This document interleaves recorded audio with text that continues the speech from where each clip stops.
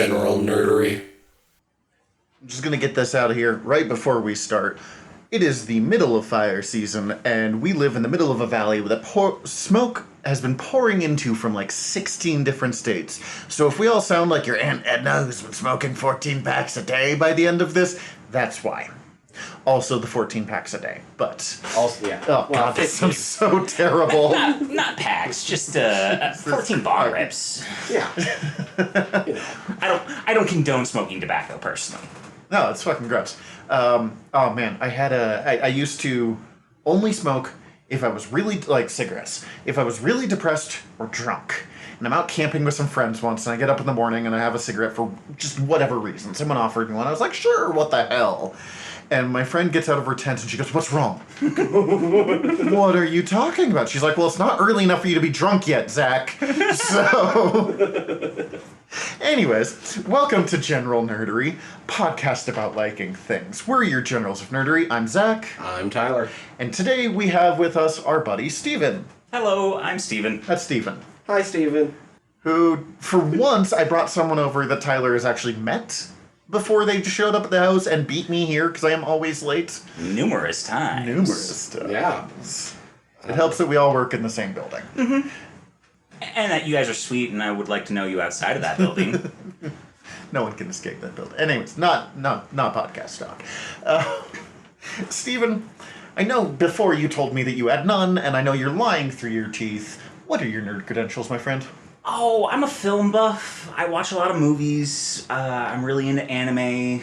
I'm into Pokemon. I play a shit ton of Pokemon. Way too much Pokemon Go. I watch way too many movies. I'll routinely do movie watching challenges where I'll watch 365 movies that I haven't seen before in a year.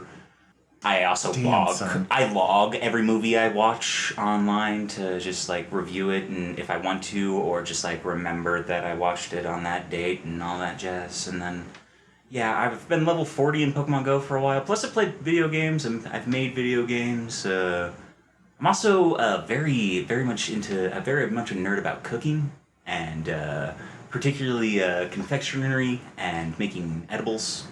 So that's why I like talking to you about when I read Food Wars, because it gets to activate all like 2 or 3 things at the same time. Can we please do a Food Wars episode at some point? Yes, I will rewatch absolutely. and watch every new episode because it's so. I have volumes like 15 through 20 of the manga arriving this week. Yes. So like we can do this. All right. Well, it is horny on Maine. That's a phrase I stole from you. Which I stole from I think the internet. Doesn't matter. Where's this? Slash the McElroys. I'm giving you credit. Oh, of course. That's an absolute McElroy statement. Oh yeah. Definitely. Other fun thing. Steven is the editor on. You know how we've been promising you new projects for. Ever in a goddamn day. Steven is editor on one of our new projects coming out that we decided that today would be a good one to talk about. First, Steven is really the reason why it can happen, because I wasn't going to edit another fucking podcast. No, Jesus Christ, no. Also, I like editing. I have several podcast options coming up, and people are like, oh, would you do this with me? I'm like, as long as I don't have to edit it or do too much research, I'm in. So, of course, this one involves a lot of research, but... Tyler, give us a rundown of what our new podcast is going to be here. Oh, good old word balloons. So... Word balloons might predate General Nerdery. Like, I'm not sure which idea came up first. No, it didn't. It was originally going to be a bit for General Nerdery, and we're like, we have too many bits! That's right. Well, because we can't keep this fucking show to what we always planned on it being. And I'm going to also agree that General Nerdery was first in that before you ever recorded anything for it and even talked to me about the possibility of editing it, you were doing General Nerdery. That's true. So... The idea baby is what I was thinking of. Yes, but my I don't know why I use the term idea baby. I have never once in my life used the term idea baby. But I'm sticking. I'm going to just own it today. Well, the real idea baby we haven't mentioned on here before. We'll get to that. Different podcast someday. But word balloons, where God, it's easy. It's going to be little short floating bits of nerddom for you all. I think the longest episode we've recorded has been about 20 minutes long so far. Yeah. Max, and I might even trim that down.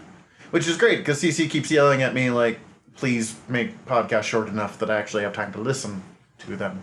Not yelling, that makes her sound very mean. And we just get to finally, like, answer questions. We don't answer questions on here, we just go over news and shit, so, like, you all, by you all, I mean our friends that listen to this currently. Theoretically, there's like 2 other people. Yeah, something like that. Have we said what the concept is? No, not at all. We're getting there. We're gonna be able to drop some knowledge on y'all. First, what order are we doing it in now? We do the questions first. Questions first now. This is well planned, guys.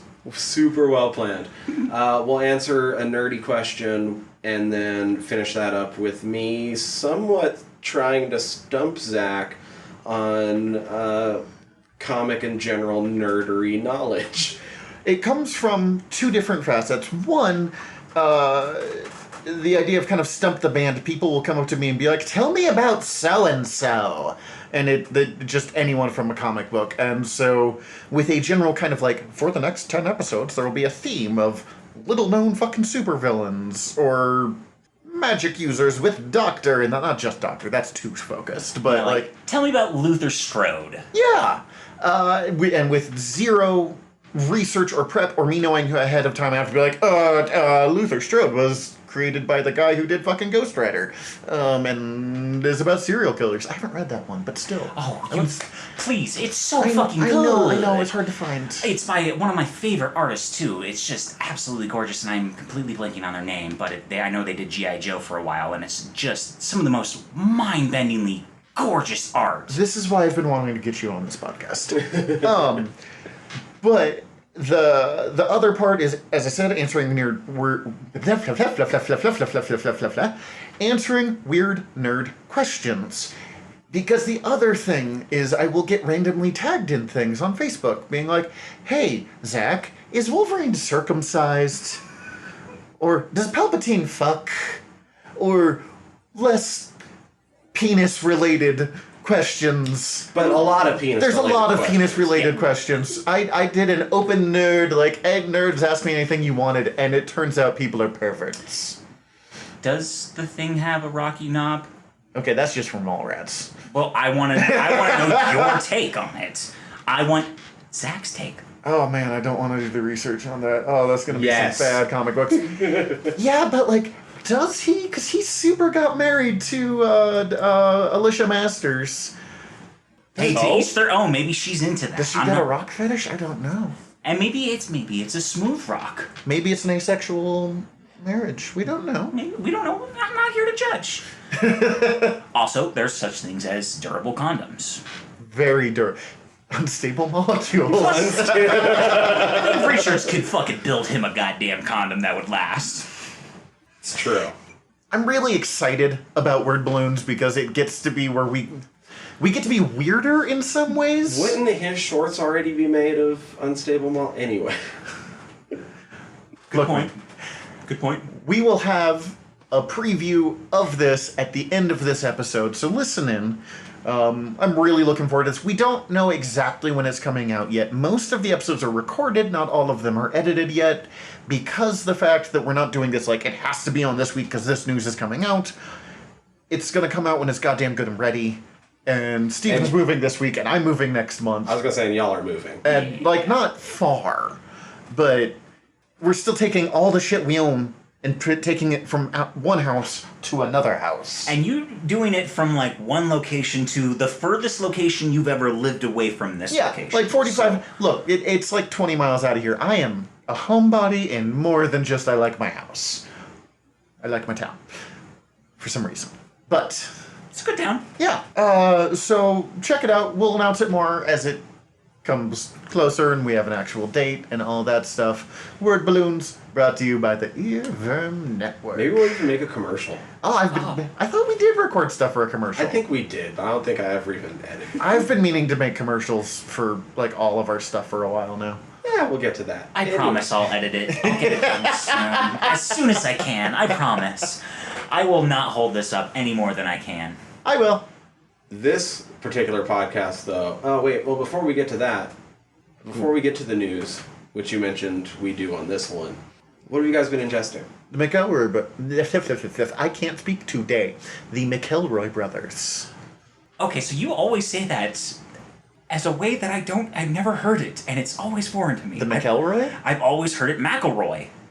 Don't they call themselves McElroy? I've always heard them refer to themselves as McElroy. Well, then I'm an asshole. Although that said, I've listened to all of their podcasts, Mabim Bam, as well as all of Adventure Zone, as well as most of Sawbones, some of Schmanners. I listen to, it's 2/3 of the podcast I listen to. Yeah, okay, so you are the right one on this one. Thank you for calling me out on that, the McElroy.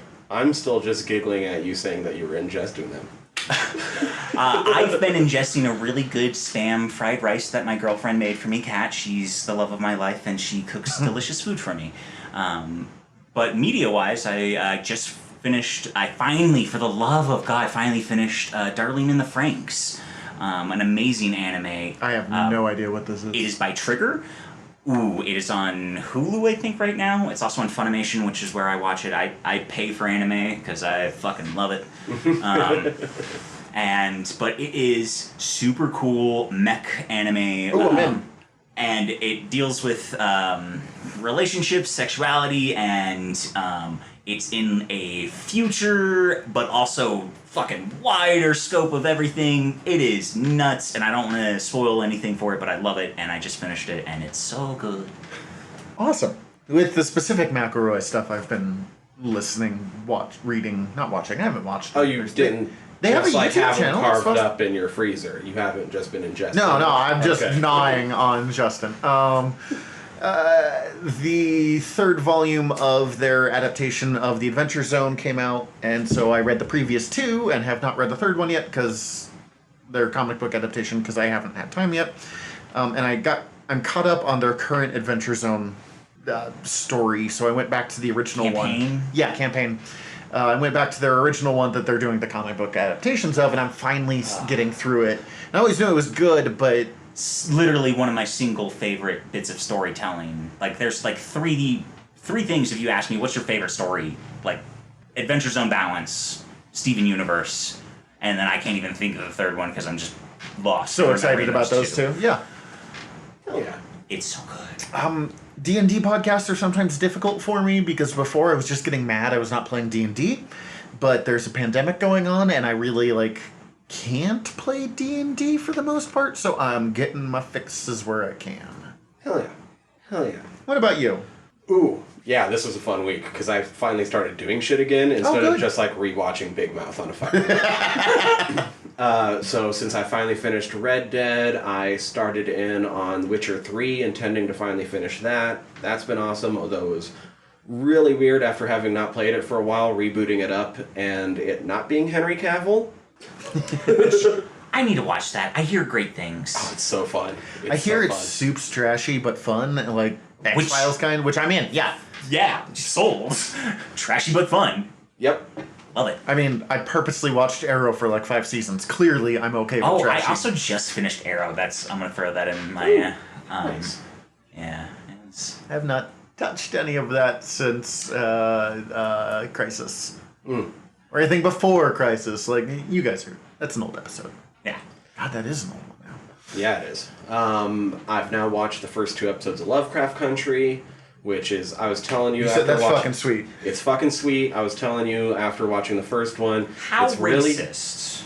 It's anti-racist. Oh, great! Then I'm in. Yeah, anti-racist. It's Your Fave is Problematic, the show. The main character, Atticus, this is set just right after post-World War II, and he loves the 30s pulps. And he's reading Princess of Mars on a bus in the opening scene, and the only other black lady on the bus, since they're both having to sit in the back together, is yo, what are you reading? What's that about? And he tells her, and she's like, nah, that's good. She's like, what'd she say? She's like, you reading something ex-Confederate? She's like, he fought for slavery. You don't get to put an X in front of that. Yeah, that's the part that we don't like to talk about with John Carter, Warlord of Mars, is that he fought on the South in the Civil War. Shit, that's right. Yeah. I forgot about that. Thanks for that, Edgar Rice Burroughs. That taint. I really liked that movie, though. It's my only instance with John Carter, really, the movie that they put out. I have a really deep love of John Carter, and I forget that because they don't like to talk about it. And also in the movie, they just like, oh, he's a Confederate soldier, but he's just doing his bullshit out here, and he finds some gold, and then he gets rich, and then they just jump forward in time to where he's not a Confederate soldier. Well, and a lot of my reading of it has been the Dynamite comics, where they're like, John Carter's great, but Dejah Thoris, the actual Princess of Mars, is who we should be fucking focusing on Princess of Mars. Everybody else is way more and interesting. Absolutely correct. Dejah Thoris is so much cooler than John Carter is. Yeah, and then there's, like, by the end of that first episode, there's a chase scene. I don't know how to better describe it. That's one of the most tense things I've seen on screen in a long time, and it's all... after that, actual monsters show up, but that's just having to deal with racists, and it was the more tense part. Oh, shit. From what I understand, it takes place in one of those... Fuck, what were they called? The sundown towns. They were the towns that black people were aware that they needed to be out of before dark. Yeah, Okay, so... I'm really, really fucking interested in this. Yeah. Yeah, so it's the main character. His father goes missing. They had a strained relationship. But he gets a letter when it happens, and he's like, I gotta go find him. And so he meets back up with the rest of his family, who he has a lot better relationship with. They run a business where they publish one of the, like, safe travel books.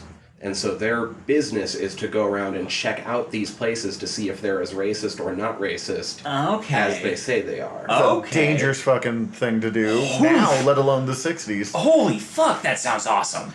And then Lovecraft happens. Not Lovecraft himself, although that would be more scary to me than fucking Cthulhu, because holy shit, racist. Hence my question. Well, and it's already very also Lovecraftian. I don't want to get super into it. We can make it its own episode once the season's over worth or it. something. From everything I've heard, and I haven't even watched it yet. Sweet. But yeah, did that, and then the other... I'm saving one thing for my recommendation, but the other big thing that really encompassed the first part of my week was I rewatched the David Lynch Dune. And Yes. So good. Yes. So good. It's awful, and I love every goddamn second of that movie. So you know how earlier when I said I had apprehensions about my nerd cred? Yeah? I've never seen this. That's because you're smarter than us. No, I want to see it. Dude, I own it. We'll just fucking hang out and watch the movie. It's sweet. We'll turn that into an episode, too. It's Nice. Patrick Stewart playing a space bard named Gurney Halleck. This is before Next Gen came out. This is before anyone in America knew who Patrick Stewart was. They hired him on accident because they thought they were hiring someone else.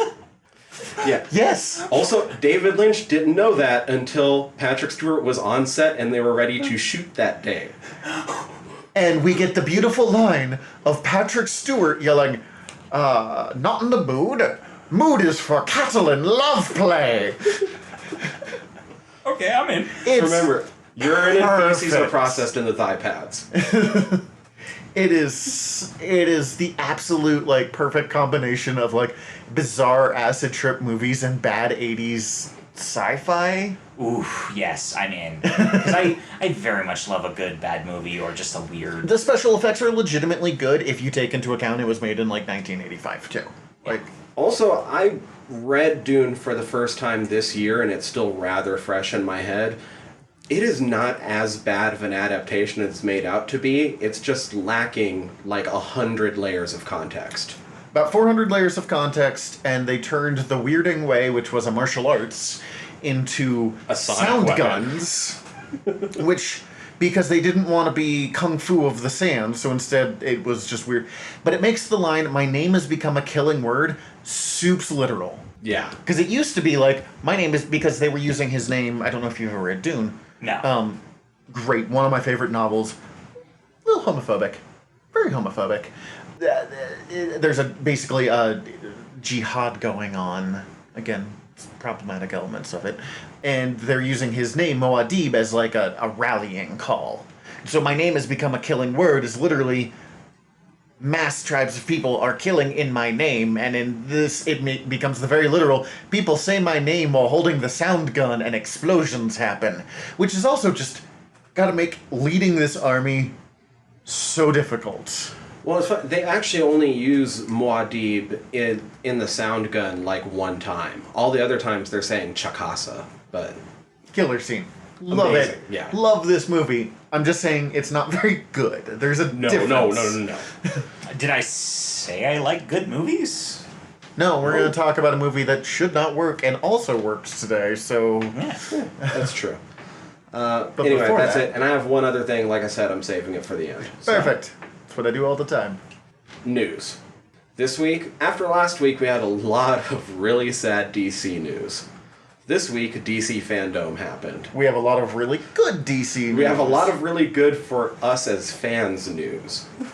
They still haven't really announced what's fucking happening with DC sad things and canceling 20 to 25% of their lines and firing a shit ton of editors and it's a blood. Yeah. Anyways, Fandome, cool things. Also, check out if you can find the Jim Lee did a live stream drawing of designing Venus Williams, I want to say the tennis player, turning her into a fucking baller superhero in a kind of New Gods Monitor, anti-Monitor style. The art is just amazing. So we'll start off with some of the littler things, like Titans is getting a season 3 on HBO Max. It's going to have Red Hood. It's going to have Scarecrow. I still haven't watched season 2. It's gonna have Barbara Gordon, I think. I saw. watched that season too. 1. Oh, it's garbage. This is the live action Titan show, yes? Yes. Yes. There is This good is elements of it. I'm being super mean. This is the Fuck Batman trailer. Dude, I've watched Flash, I've watched Legends of Tomorrow's, and Legends. Dude, I will go to bat for Legends any day of the fucking week. It's the best in the entire CW. Okay, Hail universe. So you know the mood of let's have fun and whimsy of Legends? 100% opposite of that. Oh, ooh, then I might not be interested. It in is this. grimdark for the sake of grimdark, and there's aspects that I'm like, this is really good. I'm compelled and enjoying this, and others I'm like, this is the word. This is like watching Dallas, but in superhero uniforms. That, Okay, yeah. that first season, the only one I watched, ended significantly better than it started. It was the first. I watched most of the first season while sick, so you know that I'm not moving from the couch. And if I wasn't, I don't think I would have gotten through because the first few episodes are just terrible. But by the end, I was starting to care. I've heard season 2 is uneven, but maybe so is never. season 1, so- Yeah, but I've heard maybe never as bad as the lowest parts of season 1. Oh, shit. Other than maybe one episode that I heard was absolute dog shit. But Watch Doom Patrol instead. Really, watch Doom Patrol instead, Which I haven't watched either. Me neither. Yeah. I keep meaning to. and Harley Quinn. Harley Quinn's great. And see, I know that has Ron Funches in it, so I'm interested. I'm interested. And Alan Tudyk. Oh fuck yeah! He plays the Joker and Go- Clayface. Dude, Tudyk's always my favorite. And it gets referenced in Doom Patrol, Oh, Jesus Christ. which is amazing. Anyway, Okay. we got a Milestone revival.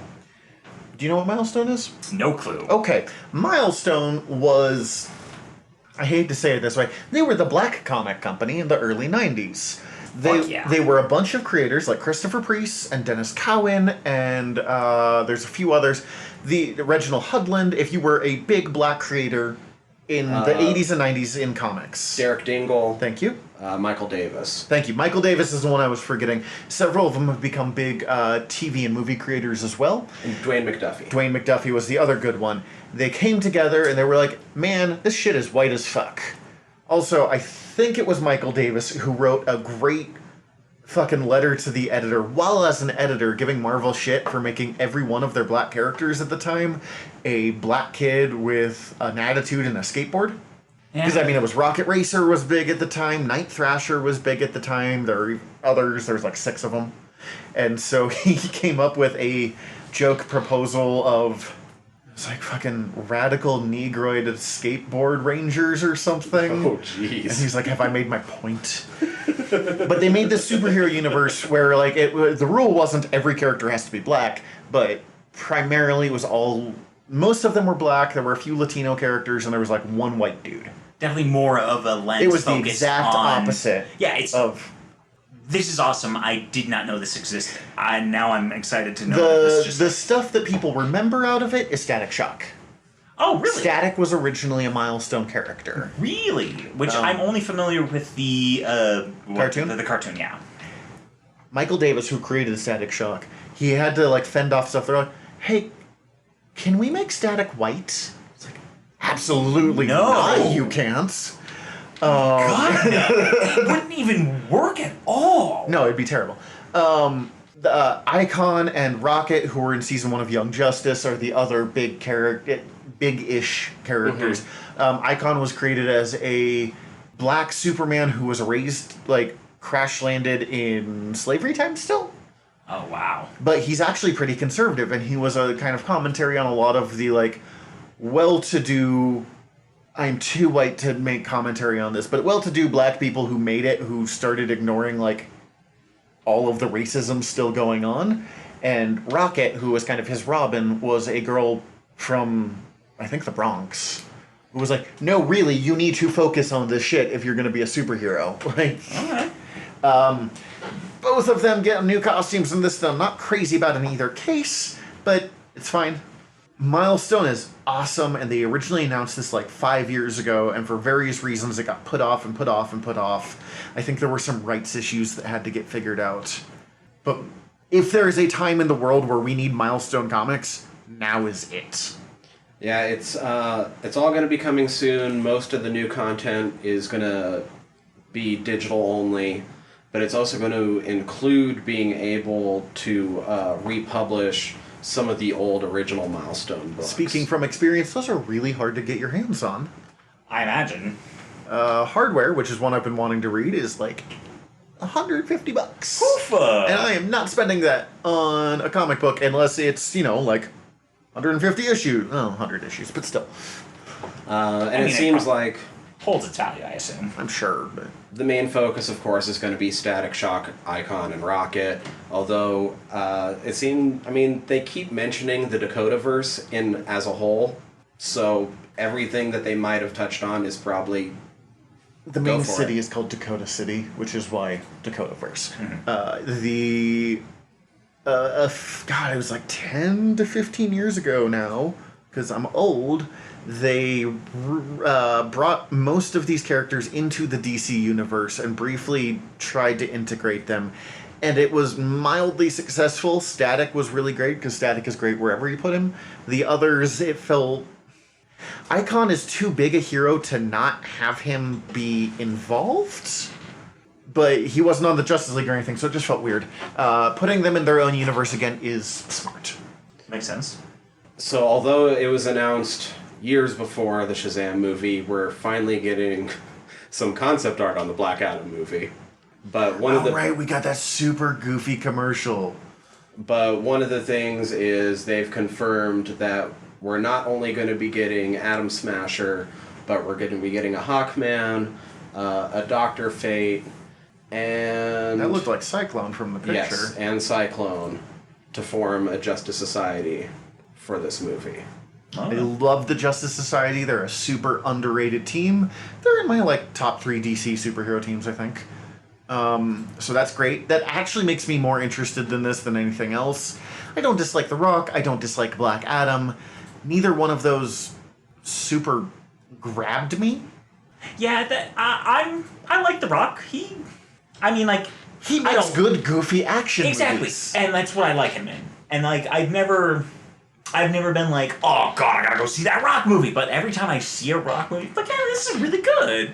And he's maybe the perfect casting for Black Adam. Only because he played the Scorpion King before. Let's be honest here. Well, okay. But I like the Scorpion King. I will also say I, for the most part, enjoyed Shazam. I think it was a fairly mildly fun. I don't know any Shazam books or anything, but I feel it was pretty fun, and just for DC adaptations that they've done in recent memory, pretty okay. Let superhero movies have fun, and that was really it. I'm worried that it's the Black Adam is going to be so we're not Shazam, that they go too over the top and we're a cool guy action movie, but who knows? I'm not thrilled about the movie. I'm not I sound like I'm against it way more than I am. Like, cool, dude, whatever. I will say, knowing that The Rock's in it does make me more interested in the fact that I feel like it's going to be a little bit more comedy-centric, at least more action comedy. Like, I have that in my brain, like that feeling that it could be there. He has been trying to make this movie for like 15 years now at this point, too. Like, Wilds. He's a giant fucking nerd. I mean, he's a former wrestler, so clearly. Of course. Like, I don't know, the two things that have me most worried, Dr. Fate's always iffy to include because it's a weird fucking character. he can be great, or he can just be garbage. But the helmet always looks cool. The helmet always looks cool. I'm gonna love fucking seeing him on screen, that's for sure, but Hawkman always fucks up everything he's in. I will argue he was a lot of fun in Smallville when Daniel from Stargate SG-1 played him, partly because that was fucking hilarious, and that makes two characters he's made who were based on Egypt, who was married to someone named Shaira. But he did suck balls in the Flash verse. Oh, Yeah. he was fucking Legend. awful in Just Legends. a tool, and I hated him so much. And I even hated Hawkgirl, and I almost never hate Hawkgirl. I hated her mostly because of the whole, like, Oh, I miss Carter, and like, he was terrible. Why do you miss him? He was a jerk. Yeah. Hawkman We'll see. is wildly uneven. Like, when he works great, he's awesome, and when he doesn't, he's Legend Season 1. Yeah. Which is why I haven't watched the rest. I'm told it's better. I just don't want to watch Season 1. Don't watch season 1, then just watch the rest of it. To go along with Black Adam, we have the official name for Shazam 2, which is Shazam! Fury of the Gods. With the only little extra bit of news is that comedian Sinbad, that is one of the most famous examples of the Mandela effect, where people already think he's in a movie called Shazam, is going to be in Shazam 2. Well, that's just them fucking with people. Wait, what is this about Sinbad apparently being in some movie Shazam? There's people remember this movie that doesn't exist. Are they thinking of Shaquille O'Neal and Kazam? That's what I always assume. That's what I always assume as But well. people are like, no, Shazam was a movie, and they're like, it's not. It's not. It's. I mean, it is now. It is, yeah, but are they thinking of Jingle All the Way? Because Sinbad's in Jingle All the Way. Yeah. No, that's not it. Look this up sometime. It's bizarre. It's like It got to the point where College Humor made a parody about it, and It they is- released I mean, unreleased footage of the movie Shazam. it is similar I do love to like those- Berenstein versus Bernstein Bears. yes, that the Mandela effect, things of that nature are super interesting to me, so I definitely am going to look this up. But like, no, he wasn't.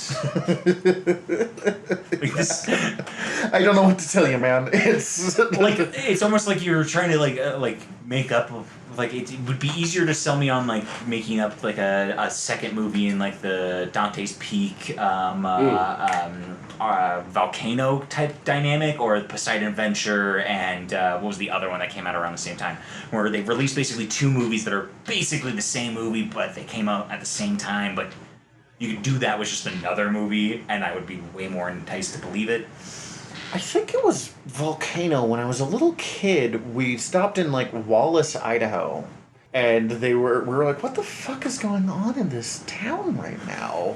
And we found out after we left, because I mean we just like stopped by to, on our way to Spokane, that they were filming, I think it was Volcano? Dante's Peak. Could have been, it was Dante's Peak? Yeah, that was one of my best friends. Dante's Peak is more rural area, if I Yeah. remember movie-wise, because I think Volcano has... That's the one with... I'm blanking on his name, the guy from Men in Black.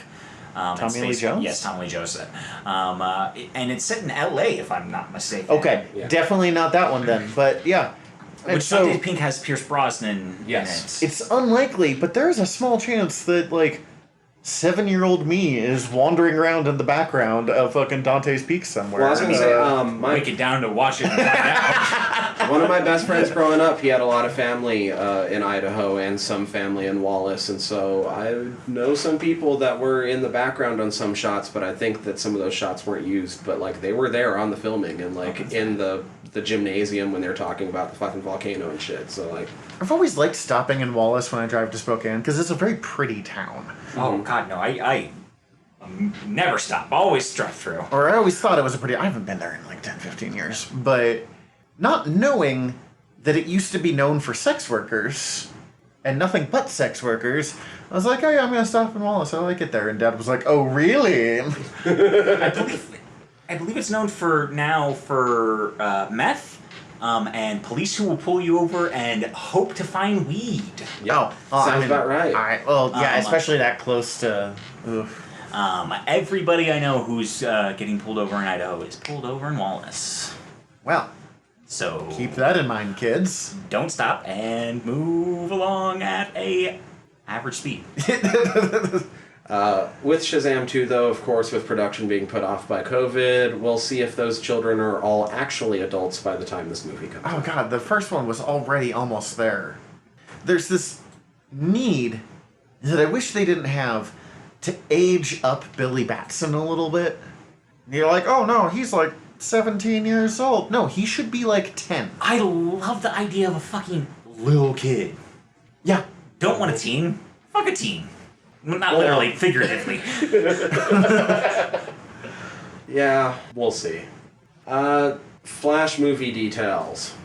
That's still somehow happening. It's still somehow happening, but it seems like the whole plan is for it to be the official kickoff of the DC Universe multiverse, and it's supposed to be the one that's going to try to integrate things, and Batfleck is supposed to appear, as well as Keaton Bat. I heard that. It's basically taking the stuff that people liked about Crisis, but doing it with movies. Which, like, if they also get the Flash from the CW universe, then they could theoretically tie that in. I mean, him and Ezra met which in the they Crisis, do. So, and it was like, a good scene. Which Yeah. That always confused me, because where does that leave that? Does that now negate the rest of that universe with the rest of where they... Because basically they create one universe now. We talked about that in the Crisis episode. They're like, there's one universe now, and then at the very end of the episode, they show like 15 new universes. Yeah, so Yes. what the fuck does that mean? No one knows. Okay, well, glad that now that I know no one knows, now I can sleep at In night. classic comic book multiverse explanation, anytime someone tries, it's immediately overwritten. Everything we don't know about is tied to the now HBO Max shows, which at the time were still DC Universe shows, but have been established to be Stargirl. to be their own universes. Stargirl's good. So since they didn't know whether they were going to live or die at the time, it could be argued that they were in the dark multiverse. Oh, Jesus Christ. And it could be argued that there is a multiverse, but that nobody's allowed to fucking change their universe ever again. They still exist. They're multiverses. They're all there, but nobody goes anywhere else. You're just living in your universe. So we're immediately going to Flashpoint. Exactly. Where the entire point is breaking the multiverse. As I said before, Flashpoint was a fine story. I swear to God, other Flash stories exist, and you can tell those stories instead. We've seen Flashpoint enough. This is like the 4th adaptation that I know of. Like 4 more times would be nice, though. Oh, really? No. Cool. I mean, I'm happy to see more Batfleck. I like I'm happy to see Batfleck. Michael Keaton Batman. Like, he's not even my favorite Batman, but there's something kind of fun about it if they do it right. Yeah, definitely, because he's the Batman. He was my first movie Batman. Oh, yeah. Sure. And so Mine was Val Kilmer, of all things. Although definitely my mom probably showed me the Adam West Batman movie at one point, but my dumb brain was too small to remember it. It's okay. But like the movie's not very good. You're right, it's amazing. I also definitely recorded over it to record. My mom had a VHS copy of it that I recorded over to record it's a animated cats movie that I can't remember the title of it, but it's a movie musical about cats. That is a generational thing that does not exist anymore. Cats don't sing? No, but old VHS copies of stuff that you recorded off TV. And my mom was pissed. Yep. She's like, why'd you record over this with this bullshit? I was like, I tried to record over the credits. I recorded off the whole thing. That's I right. fucked it up. It happens. I think everything else we actually have trailers for. Okay. Oh, sweet. So we're just going to run the trailers right now, and I'll try to make sure you guys can see, and then I'll decide whether I'm going to fucking edit it out later or not. Lots of it. Edit most of it out. This is taking forever already. This is Gotham Knights. That was my first question on this. I think it's supposed to be. I think they are supposed to have taken over the mantle. No, wait. Didn't Rocksteady come back to do Arkham Knight? Yeah. I don't fucking know, man. Well, that's where Jason Todd comes back in Arkham Knight, because he is the Arkham Knight. Spoilers to a game that came out years ago. And also, if you don't realize that by watching the trailer, you're dumb. Jason, you putz. I'm not a big Jason fan. I don't know him enough to not like him. Most of what I know him from is the New 52 Red Hood series he did, or that they did with him. And that's okay. Does Gordon die in the Arkham ones? Oh, I don't know. If he but did, I was it's going to an say Arkham that Knight. this model's the fucking character model they use for that's like a perfect Bruce Wayne. I fucking love that. That's it's very so good. And I love that there's definitely a bit of Conroy in there. Oh, yeah. It kills me that Tim isn't in this. We see Damian, we see Nightwing, we see... What I read is that Jason that is Todd. Tim. They're just using a closer to Damian outfit. But what I read is that that's Tim. Great. But they had Damian in the previous games. They had Tim in the previous games, too. So... But also it's Batgirl with the newer version of her suit. Yeah, that's a much closer to New 52 version of the suit. So I would assume it would probably be Damian. It's best not to think too closely of like, well, according to this costume... Yeah, that makes sense. And what looks like a Red Hood gang? The Robin costume is weak.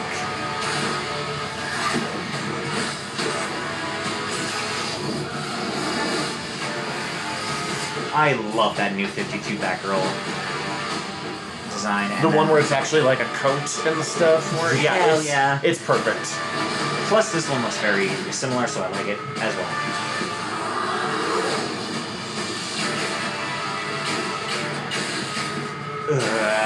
Anyone else just off put by the idea of playing a Batman who just shoots guns? Yeah. It feels weird for this. Like, give him his own game if you're gonna do that. As I said, I'm not a big Jason Todd fan. Like, when it comes to the other Robins, they're so much more interesting. I like him as the Red Hood and like a character to be used, but I don't ever want to have him be the main character. I like him as backup for other characters. Exactly. Yeah. Like, there was a bit where Batgirl and Jason Todd had to work together, and it was way more interesting than most Jason Todd stories. Although I do like the dynamic that they did with the Red Hood series with oh god, I'm completely blanking. Arsenal and Starfire. And Starfire. Like he's not really. I never felt like he was the lead in that, so it felt more of a group dynamic, and I feel like he works better there than ever as solo. Yeah, solo he just gets angry. No one talks about them.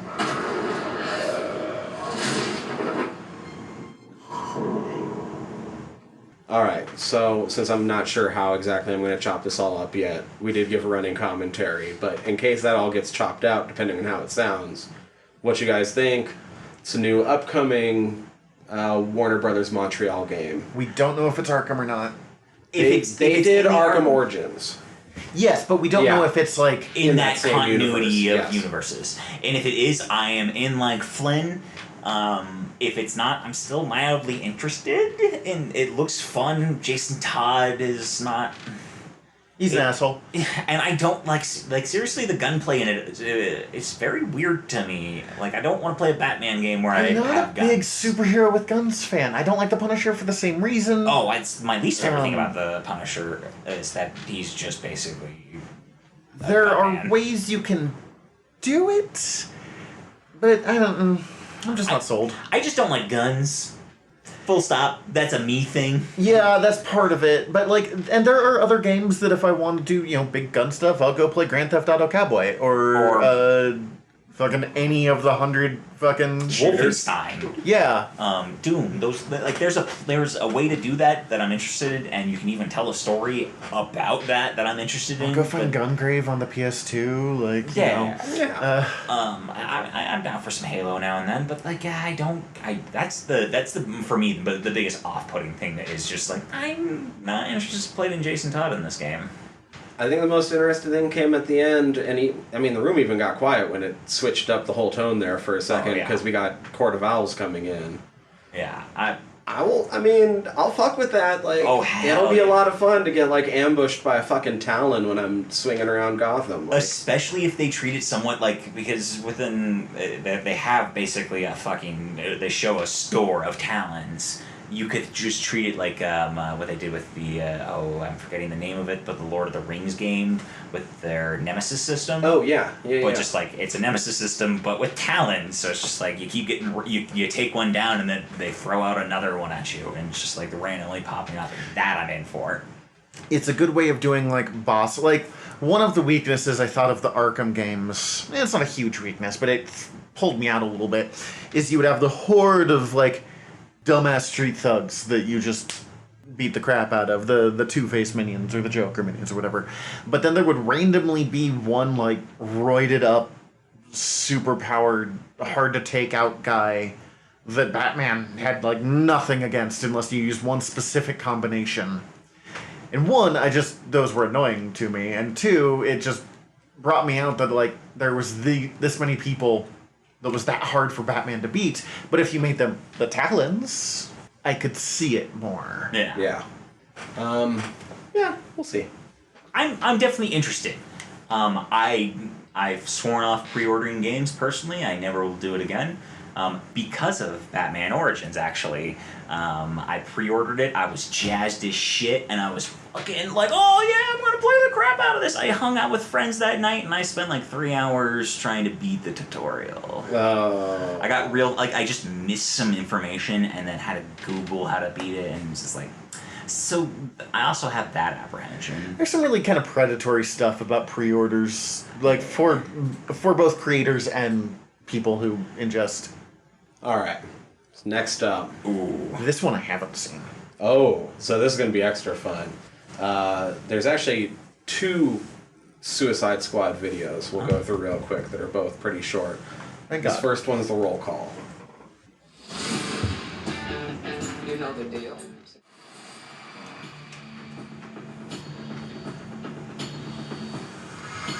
Okay, so I'm not crazy big John Cena fan in the first place. Cena is how I've heard. John Yep, Cena Cena. fan.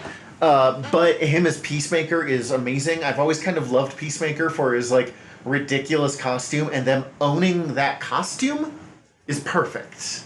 I am legit excited as all get out for this. If I didn't know the character, I knew the person playing it, and then I was like, okay, fuck yeah.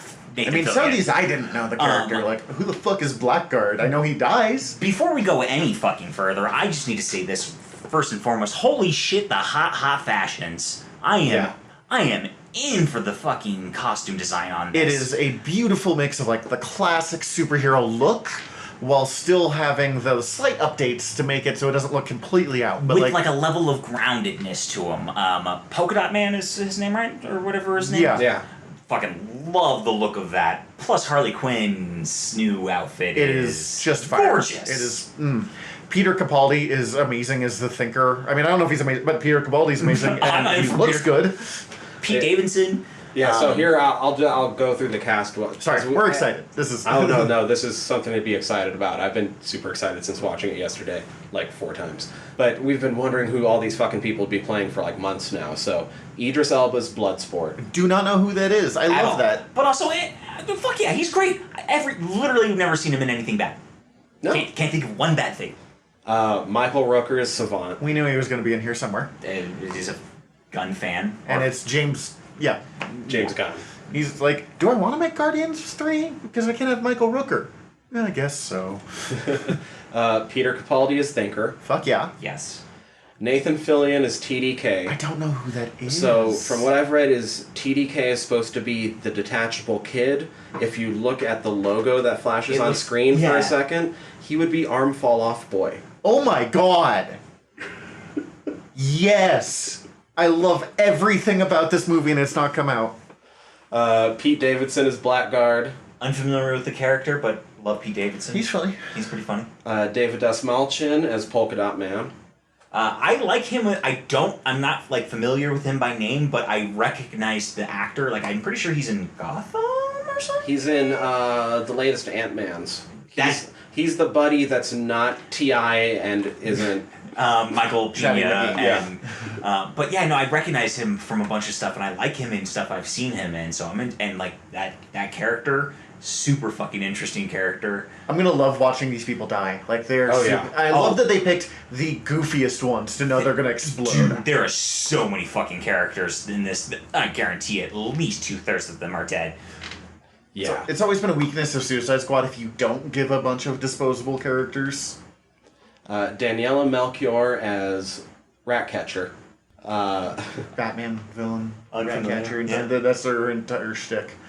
I just realized I've never said this guy's last name out loud, so I might fuck this up, but Steve Agee? Oh, Steve Agee. Agee. Stand-up comedian Steve Agee's in this shit? Who's he playing? He's voicing King Shark. Oh, dude! And I will say in the trailer for this roll call, when you see him just like King Shark wave to you, it's like, oh, I got real excited about it. I love that Harley Quinn has turned King Shark into this like kind of like nice, goofy intellectual. Because before he was just a shark that got mutated into a human.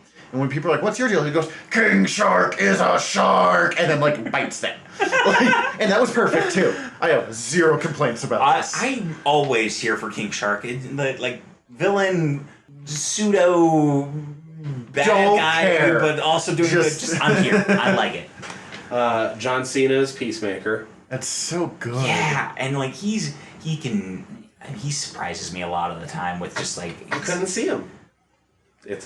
I'm not even a big John Cena fan. It's just a Cena thing. Yeah. Don't worry about it. Mei Ling Ing as Mongal. That one surprised me. I think it's still pronounced Mongol, and they just changed it because Well, I wasn't sexism. Yeah. We're gonna So have a they girl know. Mongol. Must be Mongal. Mongal. Flula Borg is Javelin. That's fun. He's always funny. Sean Gunn is Weasel. I Yes. didn't think his special effects looked as good as the others, but that could easily change. And that's still. all. Yeah, I feel like that's all. This is all early shit. Oh yeah. They're still in development, right? Or Yeah. not in they're filming right now. I think they're still filming. Yeah. I'm Which not means positive on that, but I think so. if they're doing, they might be doing reshoots or anything like that, which still means they're probably like in post production, just starting. Juan Diego Botto is Luna. Don't know who it is, but great. Storm Reed is Tyla. Alice Braga as Solsoria. I believe she is from the original Suicide Squad series, and she ends up being one of the female Furies from the New Gods. Gets real weird and dark. Interesting. So there was one other person we don't know about in the cast, but it's unknown how big of a role he has. It might just be like a 10-second cameo, but Taika's supposed to be in it too. Oh yeah. Taika Waititi's in this. I saw that somewhere. Which fuck yeah, Taika Waititi. That's I a- am. Just let James Gunn and Taika Waititi make whatever superhero movies they want. As I far mean, as I'm For the concerned. end of time. I mean, Yeah. between James Gunn, between their just back catalog of everything they've done, like I love everything James Gunn's done. Like even his weird shit that's like super fucking weird. Like Super is The trauma stuff. Trauma stuff is so good, and Super is so fun with Rainn Wilson and Ellen Page. If you haven't seen it, it's so good. But like Taika Waititi too, they're just like killing it. Just give them carte blanche to do what they're doing. They're creative, joyful, even when they do weird, dark shit, they're so clearly everyone is having fun doing the project. So that roll call was mostly just like still images of all the characters. They did also put out a sneak peek that's like a little more of like a 2-minute behind the scenes. Nothing's finished in it, but it does give a lot better idea of some of the action and a little bit more of the animation on Weasel. So we'll watch that real quick too. Here we go.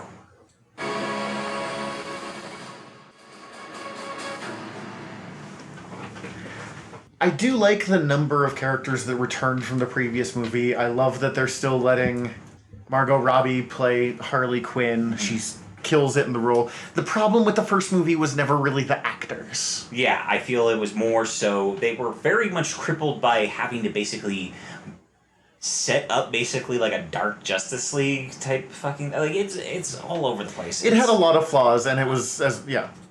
Who even directed that? The guy who did Bright. Yikes. Yeah. And it sounds like people kept, like, poking and interfering and stuff like that, too. But Viola Davis is the perfect Oh. Amanda Waller. Amanda Waller, thank you. Who I love. Ooh, before we go to this one, if we're going to watch the Suicide Game trailer, let's do that. Oh, And Yeah, I didn't just- actually watch that trailer. Yeah, let me pull that up real quick. Let's do that, because also seeing Captain Boomerang in the last one was like, I'm kind of interested in this weird new ability he has in this game. Captain Boomerang is a professional piece of shit. Like, that's kind of his thing. Most of the villains are usually portrayed as, like, there's a good side to him. Boomer don't have that. Boomer just sucks. That makes sense then. I really didn't care for that character in the first one. You are not supposed to. He's supposed to be the scumbag. Makes sense then.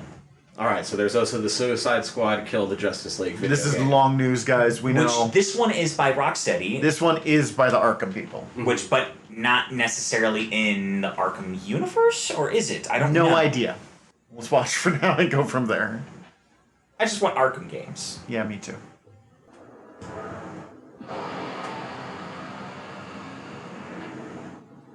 So I have two comments here. One, I am so bored with evil Superman. Yeah, I feel like that's going to be the intro level villain you fight. I feel like it's going to be Brainiac. It's going to be the big villain in the end who's like controlling all of them. And he's going to be the, like your tutorial level big bad. Superman has been taken over. I know. We already got it in Injustice, and we've gotten it in several comic stories. Almost any time they're telling a Superman story outside of comic books anymore, it feels like they're like, what if Superman went evil? No one's ever told that story before. I'm very, very interested in this game. It feels like basically like Insomniac games. What was it? Sunset Overdrive, like with the like kind of like weird city free running, but with like superpowers. And I'm very much here for that. And also I'm in for some superhero video games. I like them. Yeah, again, it kind of relates to what you were saying about Red Hood. I have some critiques of every character uses a gun in this one. Yeah. You have Boomerang. Why the fuck is he using a gun? I just want to throw bomb boomerangs. I will say with this, the consistency of like everybody using a gun makes it more approachable to me, and they're all villains, so it's more approachable from The villains thing bothers me less. My one worry is that the characters are going to feel too similar to each other since I they're guarantee all you. fucking gun users. That's gonna be the case. They're gonna be basically the core same model with some basic animation differences is gonna probably be my guess. But I'm Rocksteady's still earned gonna some get to pull stomp from around me. as fucking King Shark. Hell yeah, and then also fucking Boomerang looks so fun to just... Yeah. And actually, they used a weird pull from the comic books because it showed him having like a quick burst of super speed, it looked like. Yeah. That comes from Boomer's son, who also became Captain Boomerang later after original Shitty Boomer died, who he had when Boomer had an affair with, I want to say, Captain Cold's sister, who was a super speedster. He doesn't have full-on super speed, he just has a quick blip. He can do like 1 second of super speed. Like a dash. Yes. And actually, he was almost made the Flash recently, and then they fired Dan Didio and quickly scrapped that project. But, yeah. Alright. Yeah, no, I look, between this and Gotham Knights, I'm probably gonna play this first. Yeah, I'm not gonna lie. It looks better. More interesting to me. But also maybe I'll feel different once they actually get closer to coming out and we see more from them. Yeah, this is all definitely... Between it and the movie, I'm more excited for the movie, though. Oh, Yes. for sure. If we're ranking all of that, I'd want the movie. Sure. Although, I admit, my own thing here, none of these fucking games come out for the Switch. And it's the only system I own, so... Yeah, I feel like with the new console generation, I feel like this is all going to be next gen, and I feel like the Xbox, whatever they're doing, they're making it more PC-centric too, so like you might be able to do that. PS5 is probably going to win for me, so I get Spider-Man. Yeah, that's a very good point. Anyways. We have a Snyder Cut trailer. Yay! I don't give a fuck. We're going to watch it anyways. Okay. Now I've heard there was a secret. That's the second time Zack Snyder has used Leonard Cohen's Hallelujah in a trailer for a superhero movie he's made. He really likes this song. Apparently. It feels so lazy to me. I never get the tone of any of these movies. Like, I don't get what they're... Who is this movie for? It's for me. It looks better than Whedon's one. I was going to say, it looks more definitively Zack Snyder. I think the trailer itself is kind of hot garbage. I'm used to calling things garbage today. We like things, and I'm just going to assault all of them. But the movie looks more interesting. I just think it's like the pacing of that trailer was real weird. I feel like for me, the pacing of the trailer is it's the song. Yeah. And I feel like the song's my big issue with it. For like, it doesn't match any of it. It feels to me. But that said, I'm just so fucking over that Justice League story. This made me go, man, I actually think this, like, the cast is good. Yeah. I could see it fucking working. I don't see it working here still, which is a bummer. I like the Justice League. I so want to like this. I would love if they did a Justice League movie that wasn't this story. Like, I feel like they've adapted this Doomsday Justice League several times. Enough that I, like, not in a live action sense, like at this scale, but could they have done anything else? There's got to be better Justice League stories to tell, yes? There's many great Justice... I think the biggest failure they made was let's start with, like, all of them together and then go off to their own adventures. Kind of the anti-Marvel movie. Which, I understand the idea of that approach, just like... Well, but it doesn't work because there's so many things happening in that movie that you don't have any time to breathe. Yeah. You need... By the time we saw Avengers, we already knew who Thor was, despite it being a bad movie. We already knew who Hulk was. We knew who Cap was. Wait, is Thor a bad movie? It's pretty but pointless. Natalie Portman's characterization of just immediately falling in love with this super hunky dude is always troubling to me, and she then immediately just becomes not a scientist who's got, like, fucking degrees and shit to just be, like, a love struck. Other than that, I really enjoy that movie. I kind of get it because it's Chris Hemsworth. I get it too. I would fucking... I get it. But also... Yeah. It's okay. It's not a bad movie, and I also mentioned Incredible Hulk and threw less shade at that, which is just unfair. If we're going to throw shades at any Thor movie, though, it should be Thor 2. Yes. The first two are both pretty but pointless. There's, like, yay, it's Thor. Is there a plot? Not really. Don't worry about it. Especially after Ragnarok, the first two, I just don't ever need to see him again, I think. Like... If once Anthony Hopkins dies, I'll probably rewatch him. But I'll probably rewatch all of his things. Yeah, that's a good call. I want to rewatch Zorro for that. Fuck yeah. Oh, hell yeah. Yeah. Oh, hell yeah. I forgot about Zorro. That's so good.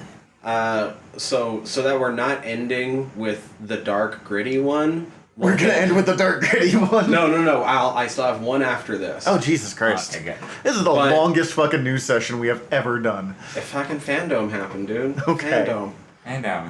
Fandome. The thing everybody loves. But we have the first RPAT Bat teaser. So I'm in for this mostly just because of what I've heard of him, like, talking about his experience filming it, but... We have been so fascinated about this movie from the very first bit of news. But also, I'm over Frank Miller Batman. Yeah.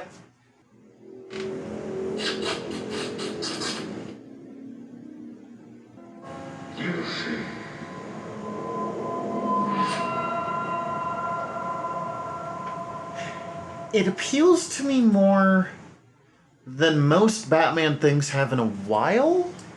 I mean, I'm more interested in this than I have been in the Batman, the Affleck Batman that they were proposing. Yeah. It did say that a major inspiration for this is a comic called Batman Ego from Darwin Cook, which is a very, very good Batman story that's not utterly Frank Miller. They're setting up the big bad of that to be the Riddler. I'm getting that right? I think it's Penguin. I mean, Penguin's going to be Penguin's in it. Oh, okay. And it looks like there's a Catwoman of some sort. Yeah, Zoe Kravitz. That part's going to be sweet. Fuck yeah, that's definitely interesting in that. I could see Riddler. Yeah, I feel I love like the with Riddler, the so- no more lies and like truth being the opposite of lies and all that and the question marks and all that. I feel like they're setting up the Riddler. But as, like a serial killer Riddler, which I'm less into, but Well, that's the thing. Like, is serial killer Riddler who we saw wrapped in the bandages? Is this going to lead into Hush? and that I don't know. I'm very over dark DC movies though.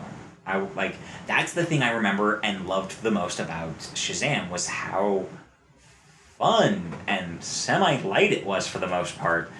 I would love to see. I need a Schumacher. I need an Adam West Batman. I need a palate cleanser of something unserious in the Batman and live action franchise. have you watched Birds of Prey yet?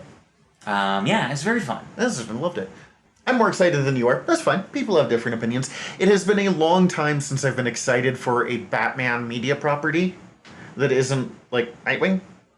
So bring it on. I will say the thing I'm most excited for is Robert Pattinson. In all honesty, he gets a lot of shit for having been in the Twilight movies. Yeah, but he hated being in Twilight too. Yeah, but also, he fucking... I get that. It's like what we were talking about He's with amazing now. He's amazing. Good Times is so good. the Lighthouse is supposed to be The terrifyingly Lighthouse good. is. Oh. I haven't seen it yet. I want to. Oh, but like, God. and like his approach that I hear he brings to this role of like, I'm not gonna fucking spend my quarantine working out so that you can. It's like, yeah, I'm in for that. You sound like an interesting guy on top of it. Well, he had made enough money that he kind of swore off big name movies, and then they just like, I want to be Batman. So like, this isn't. We'll give you $100 million. This is. I want to do this. Yeah. Well, he looks really good in that suit. He does. I do like him as kind of the younger, like up and coming Bruce Wayne. I'm unsold on the black eyes. I love that they finally did it. Because you see it in, like, the Keaton bat, and then No, he takes off the not thing. the like. I like it when he takes off the like mask the and the grease like. paint underneath. Yes, Yeah. that part looks good, but like when you actually see the face when he's first walking in and you can't see his Oh, I get what eyes you're at saying. all. Oh, okay. That throws me. I'm just like looking for where his eyeballs should be. I didn't notice it enough to be thrown by it, but With then again, Daredevil, I love it. With Batman, it looks wrong to me. I don't even know why. interesting. Because Daredevil's blind. That's why. This feels kind of Daredevil-y, It which isn't a does. bad thing. Because Daredevil was... Oh, fuck. Yeah. That first season, the third season. Very good. Aspects of the second season. The Kingpin takes over prison episode of the second season. And every scene the Punisher's in. Because it's the most human Punisher of I all mean, time. he is the best part. That is the best. My favorite iteration. Well, second favorite iteration of the Punisher behind the animated Spider-Man series. And then on the other side there was Elektra. But instead, let's talk about Wonder Woman. We got another trailer for Wonder Woman 84, and that way we can end on nice and happy rather than gritty Batman kicking the shit out of that thug. Oh yeah, that was too far for me. Oh yeah, no, that was also my other problem with that. Is like I don't need him to be brutal Unhinged. and unhinged. He's got all those wonderful toys.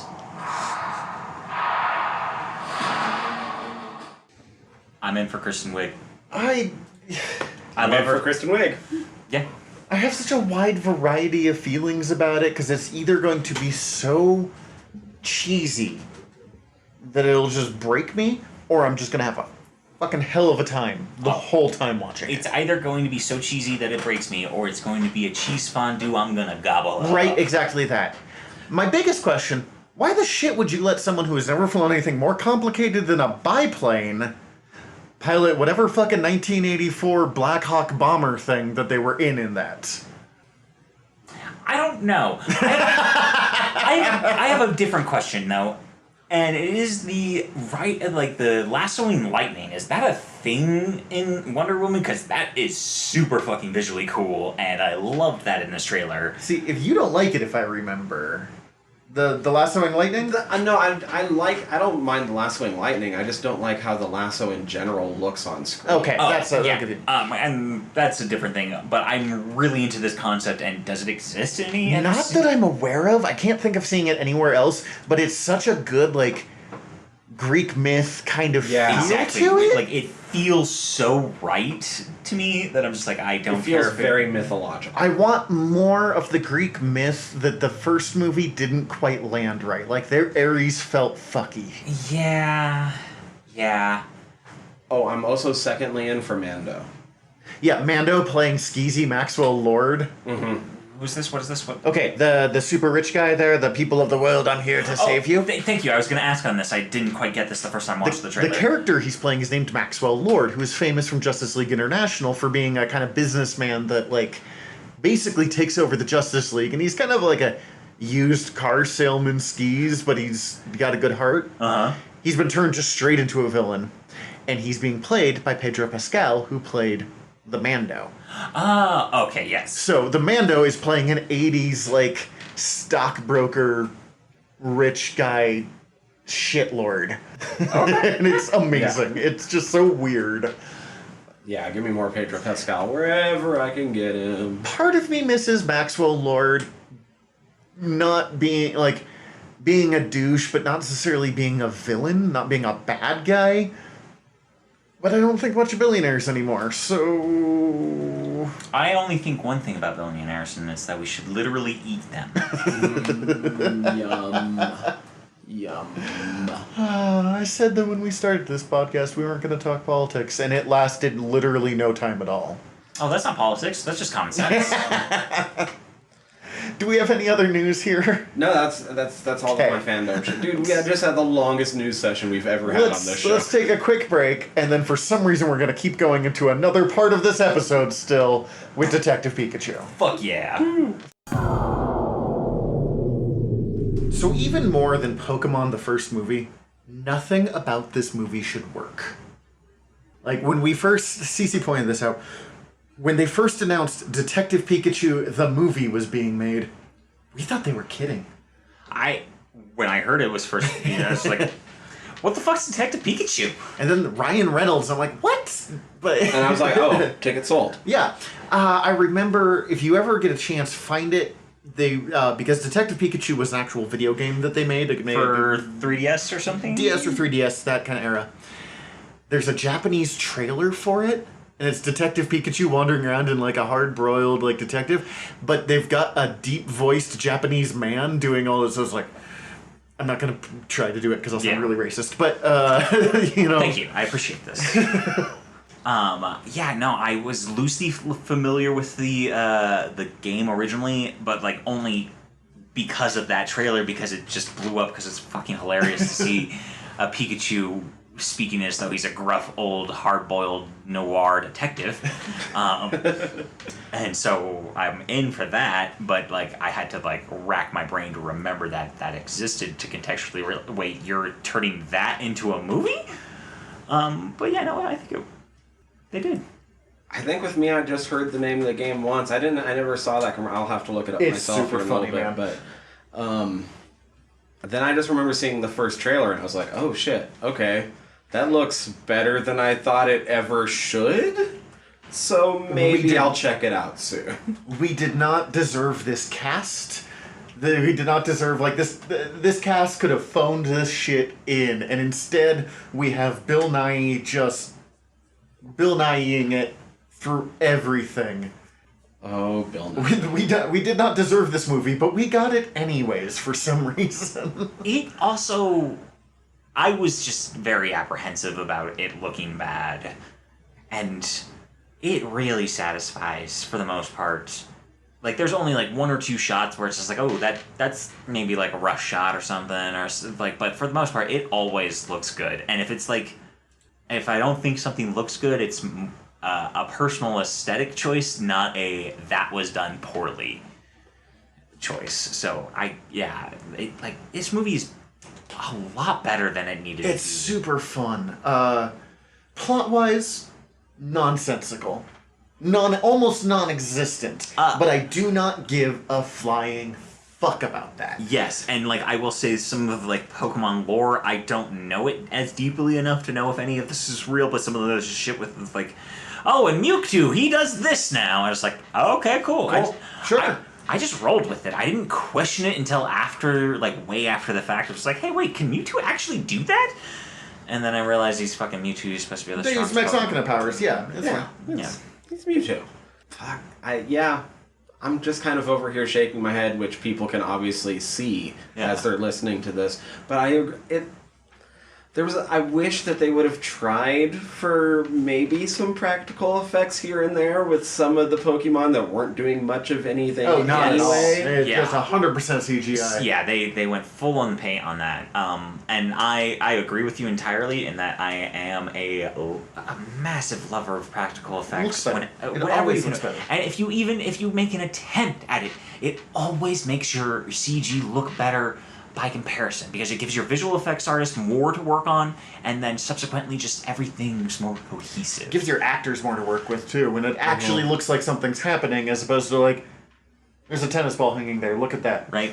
That being said, I didn't notice too many moments where people didn't look like they were actually not No, they interacting. owned it Yeah. did pretty well. well. I think I might have saw like one broken eye line, but CGI, it happens. like, as I agree with you on practical effects, but honestly, the effects were my favorite part of this, because it is everything I wanted since I was fucking 7 years old and Pokemon came out, of, let's see what a world of Pokemon would really look like. This is what I pretend when I'm playing Pokemon Go. Oh, of course. This is fantasy realized for me since I was fucking, I don't know. Small child. I don't remember when I first started watching Pokemon, but it was when it first started airing in the U.S. Second I watched grade. it in its original U.S. syndication. So fucking third grade, fourth grade, something. Yeah. This was a weird one in some ways on those levels for me, because when I was watching it at first I was like, see, this is exactly why it would be fucking terrifying to live in a world with Pokemon. No, it's all the around. strongest argument I've ever heard for you don't actually want to live in the world of Pokemon. But then at the same time, some of those Pokemon, even when they got loose and were frenzied, I was like, oh, they're kind of pushovers. Maybe Pokemon are just the biggest pansies on Earth. Except for Cubone, who fucking makes, like, explosions with his bone ring. Yeah, Cubone. That was some. If I have any problems with it, it's like some inconsistencies with Pokemon, either scale or like power dynamics. But I feel like they kind of addressed that within the context of like they have experimental Pokemon and they've been experimenting on them. So yeah, like I don't really care all that much, but like there was a few points where I was like, that seems kind of weird, or that kind of negates the other thing you mentioned there, but I'm like, oh, so if you can just, like, hang on to a Charizard's tail. But also, fuck me, that goddamn Growl is so goddamn cute. Also, that Charizard, dead. Like, that is a whole bunch of water that went out into there. Like, nope, the tail's fine, don't worry about it. Oh no, he balled up around it. Yeah. Sure. Yeah, he's not dead, guys. He's not dead. Pokemon don't die. No, they Except do for when die. Pokemon die. Because then they become ghost Pokemon. Which is a whole I was weird let down thing. by how Gengar looked. Yeah, and Yeah, that was interesting. I wanted more to that. Okay, if we're gonna get into the disappointing Pokemon type things, we got to talk about Mr. Mime. Mr. Mime's generally talked about as being very unsettling, and I will not disagree with that. But I like that because Mr. Mime to me is the creepiest Pokemon. With the possible exception of Mr. Ryme, Mr. Mime's evolution. Yes. But like in general, I like that it is a creepy Pokemon, so it works for me. Mr. Mime's part in this was one of my favorite. I fucking lost it at the Yes. very end of that I song. historically It was hate so Mr. dark, Mime, but it's but- so... Is he dead? Like, Mr. Mime clearly seems to be actively affected by, like, what he's miming and thinks happens. And like in the lore of them, they're so committed to pantomime that like He doesn't break kayfabe. He might have pantomime burned to death in that. Like, we do not know. the theoretical possibility is that he did that until the point that he's been dead so long that he forgot that he's not dead, and then he's alive again. But that's me doing a super mega happy fun time ending for that for my own brain. As opposed to us going straight Quentin Tarantino with it. Yeah, I always want the super mega happy fun time ending. If This I can. movie was surprisingly not afraid to bring in the weird dark parts of the universe, though. No, Like, not at all. way to be wearing your dead relative's skull. We didn't pull it off. Like, have we What else has that kid been in? I say kid. He's younger than me, but he's gotta be the in main his guy? 20s. Yeah, Justice Smith. I had to look this up. Fallen Kingdom. Jurassic World. Haven't The seen it, second the one. second one. Oh, which like I don't know him in it. Yeah. Oh wait, now I do. He's like he's like I recognize him in it as like one character who's like the nerd guy who's there to do some computer work or something. Oh shit, he was in Paper Towns? I've watched. Yeah, I have an interesting story of how I watched that. Anyway. He's in a couple YA stuff adaptation, which is how my partner recognized him, and I was like, Yeah, it explains that how he ended up in this kind of YA Pokemon movie. I liked him. I liked him a lot more than I was expecting to like him, because usually it's the human character sucks. Especially when they set him up as just like, I gave up on my Pokemon dreams and now I'm a accountant, and I was like, I'm just not gonna like this character probably. And no, I did. He did a great job with it, and I'm very in for this Tim character that they build out.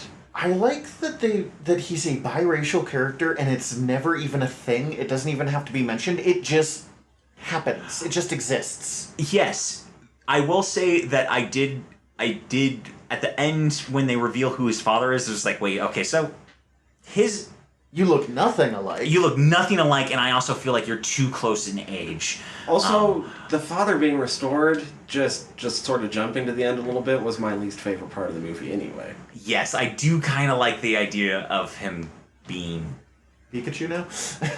that just too. being dead? Just being dead. I do like fuck me, I want finality and death in movies. It's my least favorite thing when you kill a character and then just like, Good thing you're excited for psych! Suicide Squad.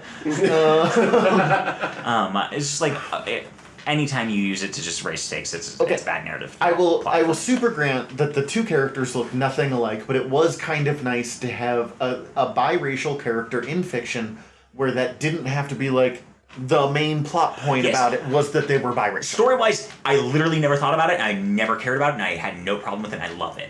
But, like, the only time I ever thought about it, like, you don't seem like you two should be characters, should be related, is when they do a reveal of, like, this is this person's actual but no, they father. put some gray in Ryan Reynolds' hair, so obviously it's fine now. Yeah, he's... I think I did the math, and they're, like, it's, like... 15 to 18 years difference in age between Justice Smith and Ryan Reynolds. Fucking fast. Which, like, also then comes into some discrepancies with, like, the photo of the mom they show is fairly old, so, like, they don't necessarily get into the description. How old is Justice supposed to be in this? He's supposed to be 21, 22, if I'm not mistaken. He's a full-ass adult, living a full-ass adult life. Which is the weird thing, because they also, like, make it feel like he's supposed to be young. I can't... Yeah, like, sometimes he Yeah. felt like mid-20s, and sometimes he felt about 16. Yeah, I feel like because of his, like, the dynamic of him having to move away from his father and his mom dying sets him up to be a character who's supposed to be, like, had to grow up fast, but also has, like, weird Kitty things about him. Well, and the crush is very... teenager. The whole thing they read as teenagers. Yes, Yes. very much so.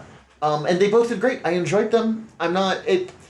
It's where we were talking about this movie, as much as fun as it is an absolute mess of a movie. It's just so much, it's so enjoyable that you don't care. Yeah. Who plays the crush, the reporter lady? Oh, it's should have a name. Catherine Newton. Which she was on the Little Women TV series from a couple years ago. There was a Little Women TV series? Yeah, she there's- was Amy there's- March in 3 episodes. Yes, I and could see her playing Amy. there's That's a fine. couple of adaptations of that as a TV series. I just found out there's apparently an anime adaptation of that. What? I mean, I've seen the movie, like the one, and I've read the books. I was actually a big Little Women fan when I was like 10. I'm a weird kid. My partner's a fan of the story, so I'm just like, hey, do you want to watch this anime adaptation of this? And she's like, I absolutely don't, but yes. No, she's just like, okay, yeah, let's do that. No, she's also in Big Little Lies. Nice. That, I hear is very good. I have not watched I've it yet. not seen it, and it's one of the there's like the 3 of them that's always gets confused. Like there's the Big Little Lies, fucking Fires Everywhere or whatever. They all have really similar names anyway. Oh, yeah, with And then, like, yeah. Yeah, I don't watch good Pretty things. Little Liars, Pretty Little, what is it, like Pretty Little Liars, Big Little Lies, and something, Little Fires I Everywhere. mostly watch genre fiction, so I'm in the same boat as you there. That's just my excuse whenever someone brings up something good that I haven't seen. It's, oh, sorry, I don't watch good things. Yeah. Yeah, no, that was... She was the weirdest inclusion in this movie, in my opinion, just because they did treat the romance super high school-y. Also, They felt so young. I felt like she was acting as though she was intent. Like when she first read this script, she was the main character. Actually, I would have followed that. Like I would be wicked in for her as just like do a spin-off with her just doing some hard-boiled news reporting of whatever. They've announced a Pokemon. sequel. If they spun that around where she was the main character and he was like her backup now that he's a little more well-adjusted. Or just make him like the fucking detective agency's accountant and just doing his own business now, and she's just off doing some hard-boiled detective Wait, news could we reporting. make Psyduck the more well-adjusted one? Because that shit was annoying, too. You didn't like, I'm not a big fan of Psyduck bossing around Pikachu the entire time. I thought it was a funny bit, but I will say the Psyduck only being able to say Psyduck got really grating for me quickly. But that's just a bit that gets grating for me. What threw me... The bit is funny, but it turns into like a legitimate question of why the fuck would anyone own a Psyduck? That also brought me that's to what I started thinking. That also- Fuck you, Psyduck. brought me to bigger questions of just like in general, like in this world, I guess Pokemon know every move they can possibly know. They seem to know, like, the 4-move rule is way less thing. It seems like people only ever own, like, one Pokemon. Like, they're almost more like a Digimon partner than they are... Yes. I don't think I saw anybody with multiple Pokemon at all. No, not that I can think of. Yeah. Although, okay, so... the Ryme City, is that the place, right? Yeah. That, like, Ryme City just shows, like, full on how shitty humans treated Pokemon for most of the known Pokemon universe timeline, right? Yes. Because it works. Yes. And they also even make a point of saying, like, there's no battling here, and it's basically illegal. Yeah, cockfighting as a system of government ends at the borders of Ryme City, like... Which I loved that. I'm very happy that they did, like... I like the concept of Pokemon out of their balls. That's one of my favorite things with Pikachu. Just like, fuck no, I'm not living in this cramped-ass ball where I somehow exist as light particles. That sounds terrible. Yeah, no, hard pass on that. But I really love... that's... my number one favorite thing about this whole movie is just the Pokemon just inhabiting every space, and when you see them just, like... You feel the world in a way I've never seen anything else, like, in Pokemon doing anything else.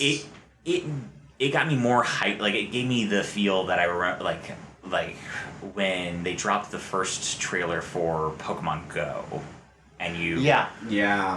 like you got to see all of these Pokemon living in all these different random worlds, and it's just like, finally they're here. I get a fucking catch Pokemon, and like they captured that in a movie form for me. Like anytime I saw Growlithe, if you guys haven't gathered yet, Growlithe is my favorite Pokemon.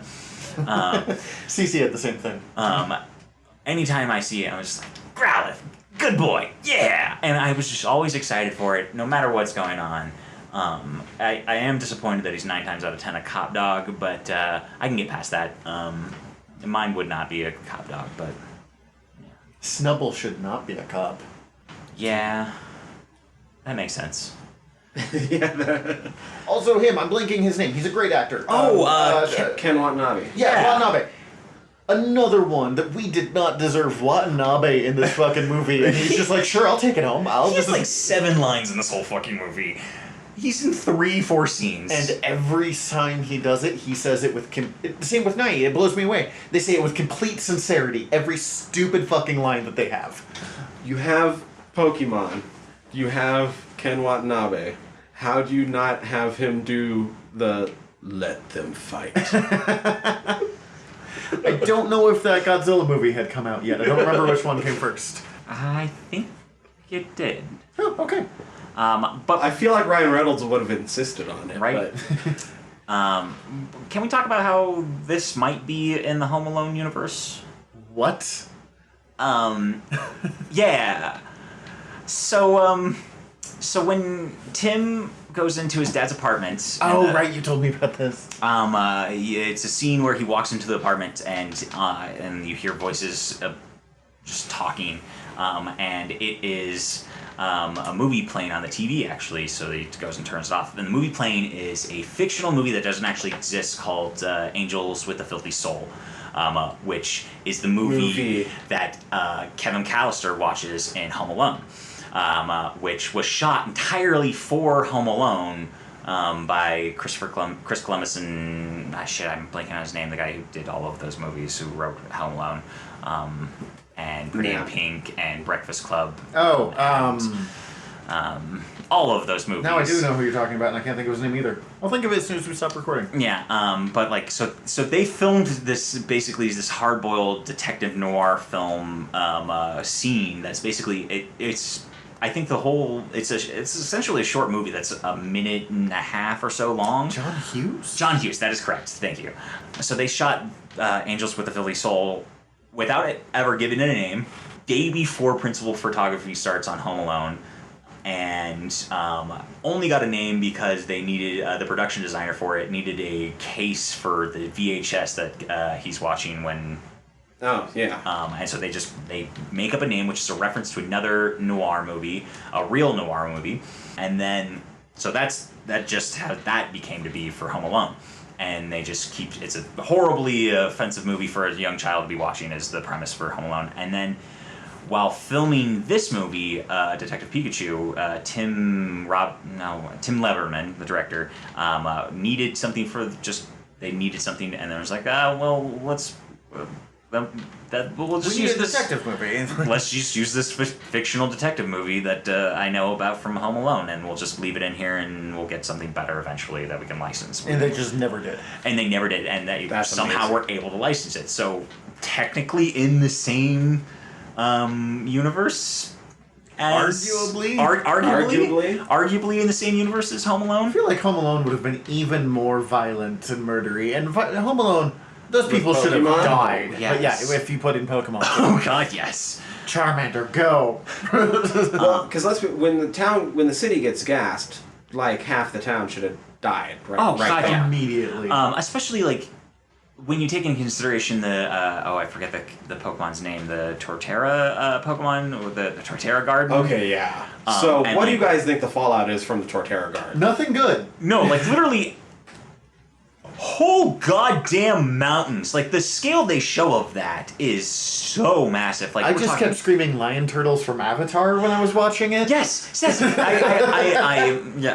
rewatching Avatar with my partner at the moment, so it was We're in definitely chorus, so yeah, same thing. thinking of the exact same thing. But like, I also had the thought of, holy shit, these are just like, this is huge. This is tectonic plate shifting level of movement here that's going to have global ramifications, causing tsunamis and earthquakes and aftershocks. It's just like, and these Pokemon still exist here. They're just going back to sleep. At the very least, the fucking mountain range right outside town could just walk into the city one day. Yeah. Also, And you couldn't stop it. I'm gonna just get this Like- out here. Like, you gotta put them down, right? That scene is super cool, and I do not no, we're not putting the Torterra down. What's wrong with you? No. But the Torterra stood up. They're like, oh, there's a human on this. Let's fuck with them. Stood up, walked like 3 steps, and then all settled right back down. Like, that was Many- enough. Like 1,000-year-old trees died because they're like, see if I can get them off the back. Well, it was fucking Psyduck woke him up. Yeah, but still, I like mine better. Psyduck. Golduck, one of my favorite Pokemon visually. Psyduck. Oh, yeah, I Do we love see a Golduck's Golduck look. in We this? do not, that as far as I know. Although, I watched it and noticed so many different Pokemon, partly because they got released to Pokemon Go, so I know them now. Right. But, That's like 2. If I know anything past like the first 3 gens, it's because it's in Pokemon Go. Yeah, same. Yeah. first 2 and Sword and Shield. But other than that. What else did I want to talk about? It's hard, there's like, because it was like, plot-wise, there's not much to talk about. Man boy tries to find his father. Who was a detective? He has a And Pikachu his- that speaks, who's also a detective. The hat's cute. I love Pikachus with hats. Pokemon Go has won me over. I love a detective wearing a deer stalker. That's just a good trope.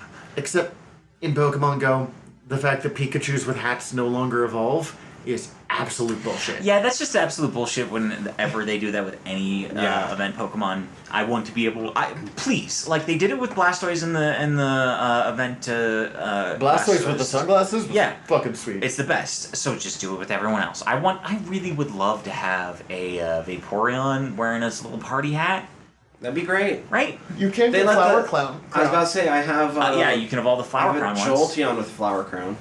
Yeah, I think I have all of them with Flower Crown. And a couple shinies. I have a 100% with the Flower Crown, and I'm just like overthinking what to evolve it into.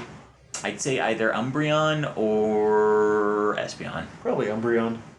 Espeon's one of my favorites. I want to just, like, Espeon all day. Yeah, but I feel like with Umbreon, the crown, the flowers Yeah, would pop look more. good. Yeah. This is super topical to what we're talking about. Leafeon's also very Ooh. good. Yeah, I've done it with the Flower Crown. You can't see it. It just Oh. it just kind of disappears into the. Anyways, Detective Pikachu. I'm not sure how to talk about this. I guess what were the Pokemon that stuck out most to you? Because let's be honest, that's why we were all watching this. Snorlax. Snorlax in the street was great. So fucking good. I love that he's just sleeping in a random fucking street corner, just like in the streets. And two, Snorlax is my second favorite Pokemon, so yeah. He's up there. He's top 5, Yeah. so for sure. He's the relatable one. Well, I mean, we already mentioned the Mr. Mime. And that scene in general is one of my favorite in the entire movie. and then so. I gotta, it's Mr. not, Mime not, shouldn't work, but he not was one of so my good favorites, here. but I do have to touch on it because Machamp's unsettling. Because they make a note while they're in the car of saying how peculiar it is that Pikachu's wearing a hat and that Pokemon generally don't wear clothes.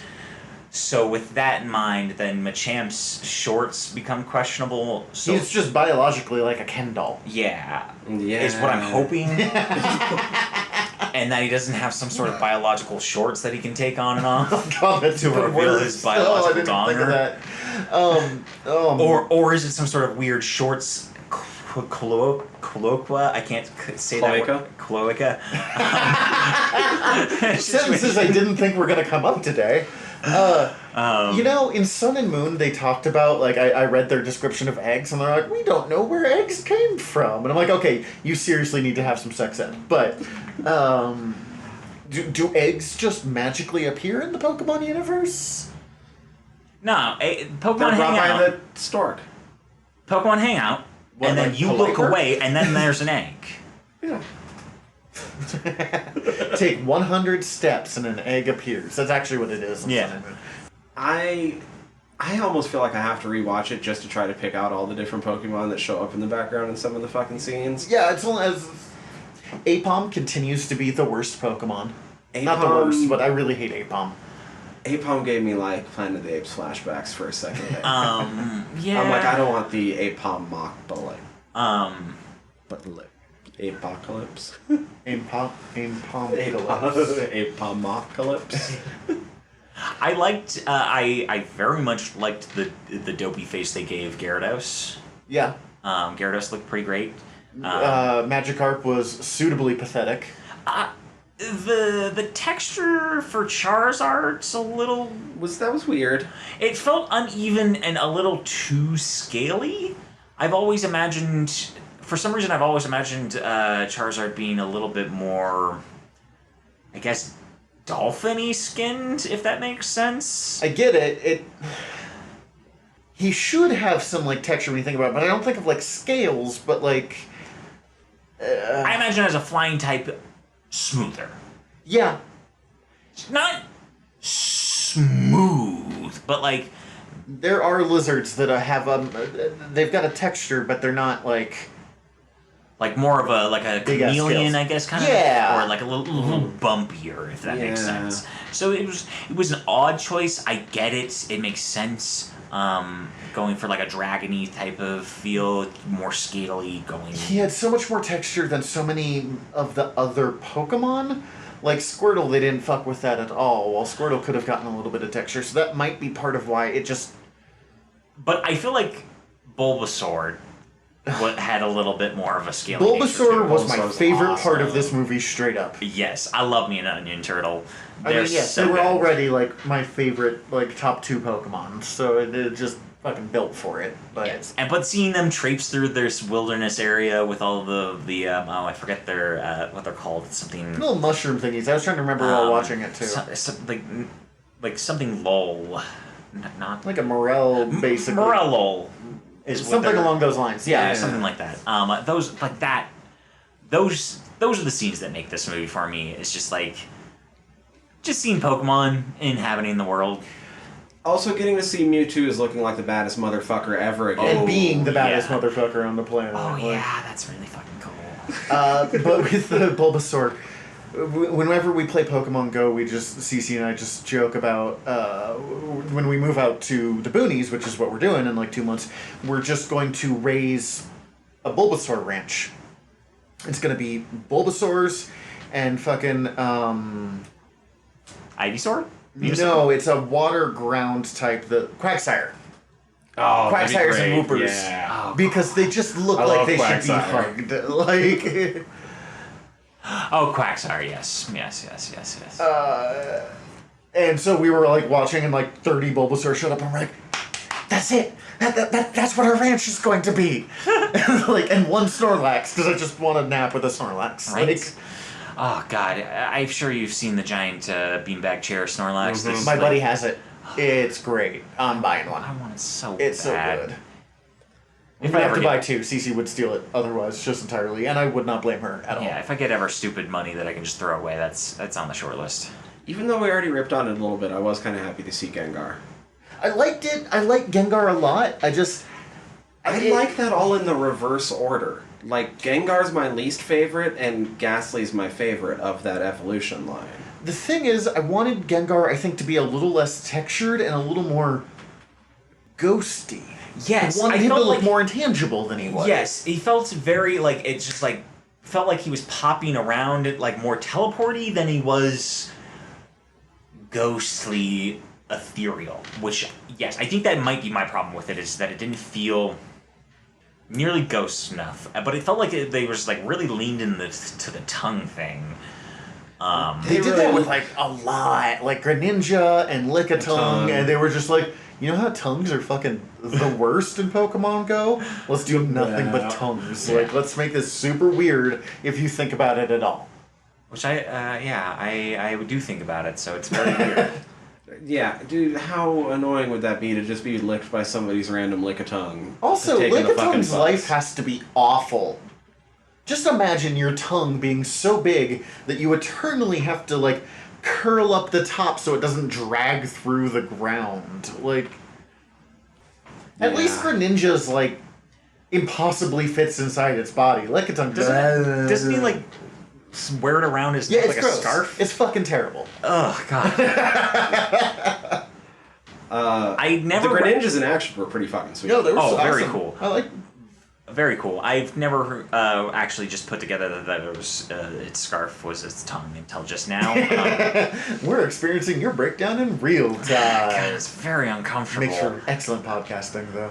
I don't care for it. I just want to see more Pokemon brought to life in this world. Well, like, with they've- this same amount of care. And, They've announced a sequel, and as long as they're not like, once again, magically, Ryan Reynolds has become a Pikachu. Which Actually, that would sell me on it, because I kind of don't want to see Ryan Reynolds just interacting with Pokemon. I liked him as Pikachu. yes, a fine. lot. I But, very like- much liked him as Pikachu. I don't so much need a sequel to this as more Pokemon stories in. Yes, exactly. I also very much appreciate that they were very adamant about in early pre-production of this that they wanted to make a Pokemon movie without Ash and the rest of that like main lore.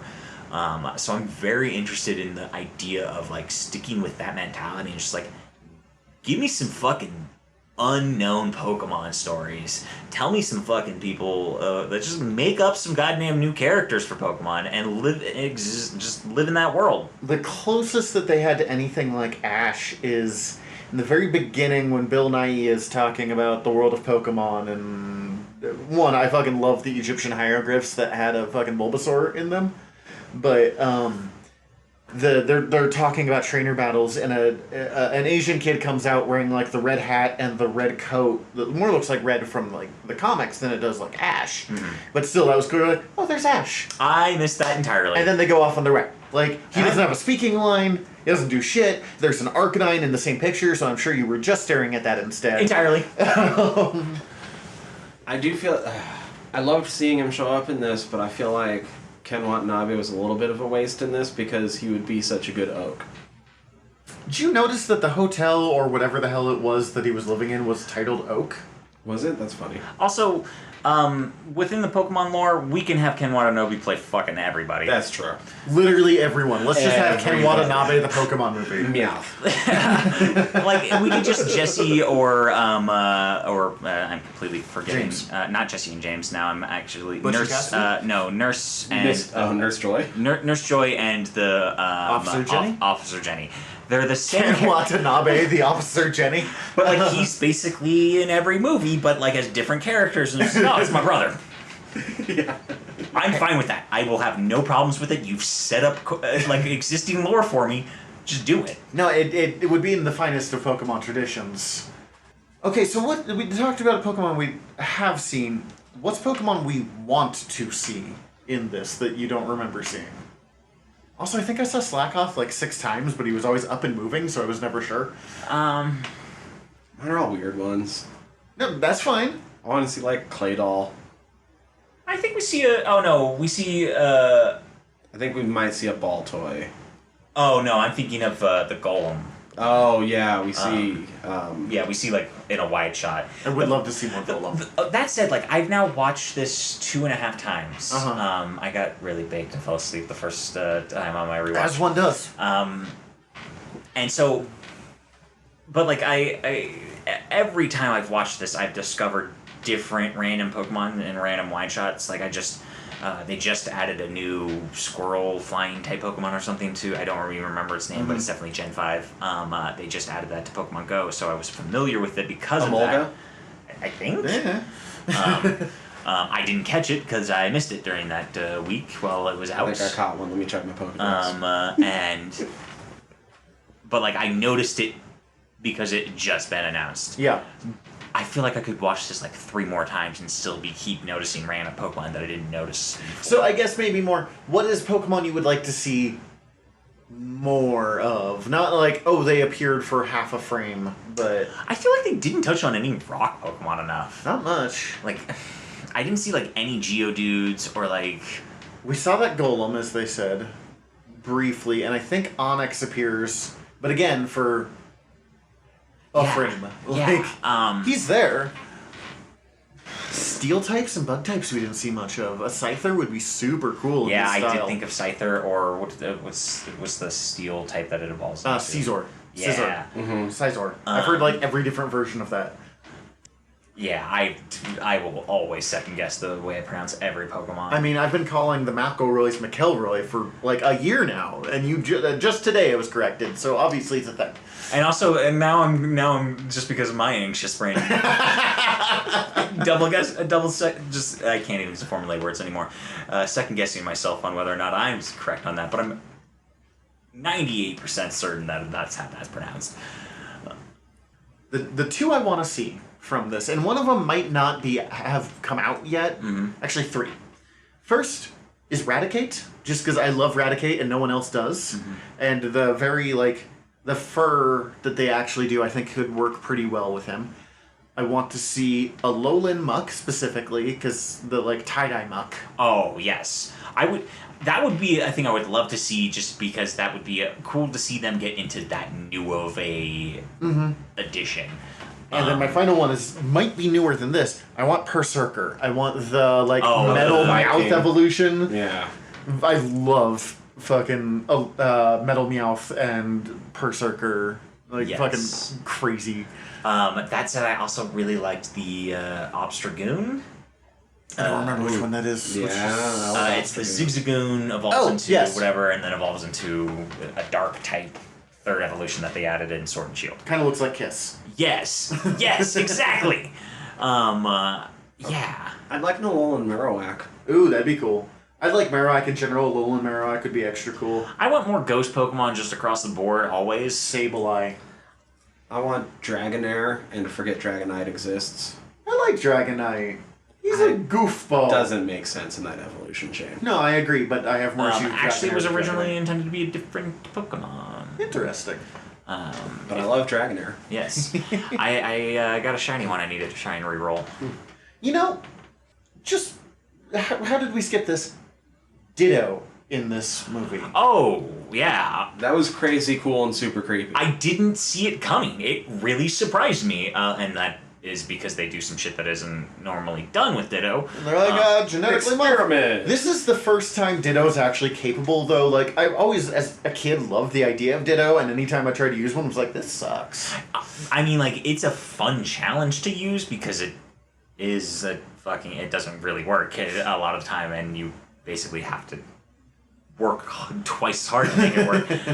But that's the fun of the challenge whenever I use Ditto. But oh god, Ditto was very cool, and I'm very uncomfortable with the female bodyguard that they had for Bill Nye, in that it made me feel creepy that he was doing some unnatural things with And that. they're like, well, she's got the latex gloves. That's creepy. And they're like, that's a Ditto. That's weird. Oh, man, this is...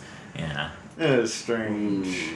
But no, very fucking cool. And that Ditto just like hot swapping between all of those Pokemon and just beating the shit out of Tim in the end is That's what I wanted Ditto to be as a kid. right. But anytime they took the sunglasses off and it showed a person we actually saw, especially when we turned into main female lead. I know no names in this movie. I for some reason Lucy Stevens.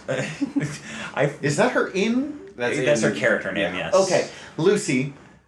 Her with the Ditto eyes was the one that really creeped me out. Like We're like, because- other mother. Oh yeah, it definitely didn't turn me out at all. Oh no! What? No. Get out! Okay, see, Erasing this podcast.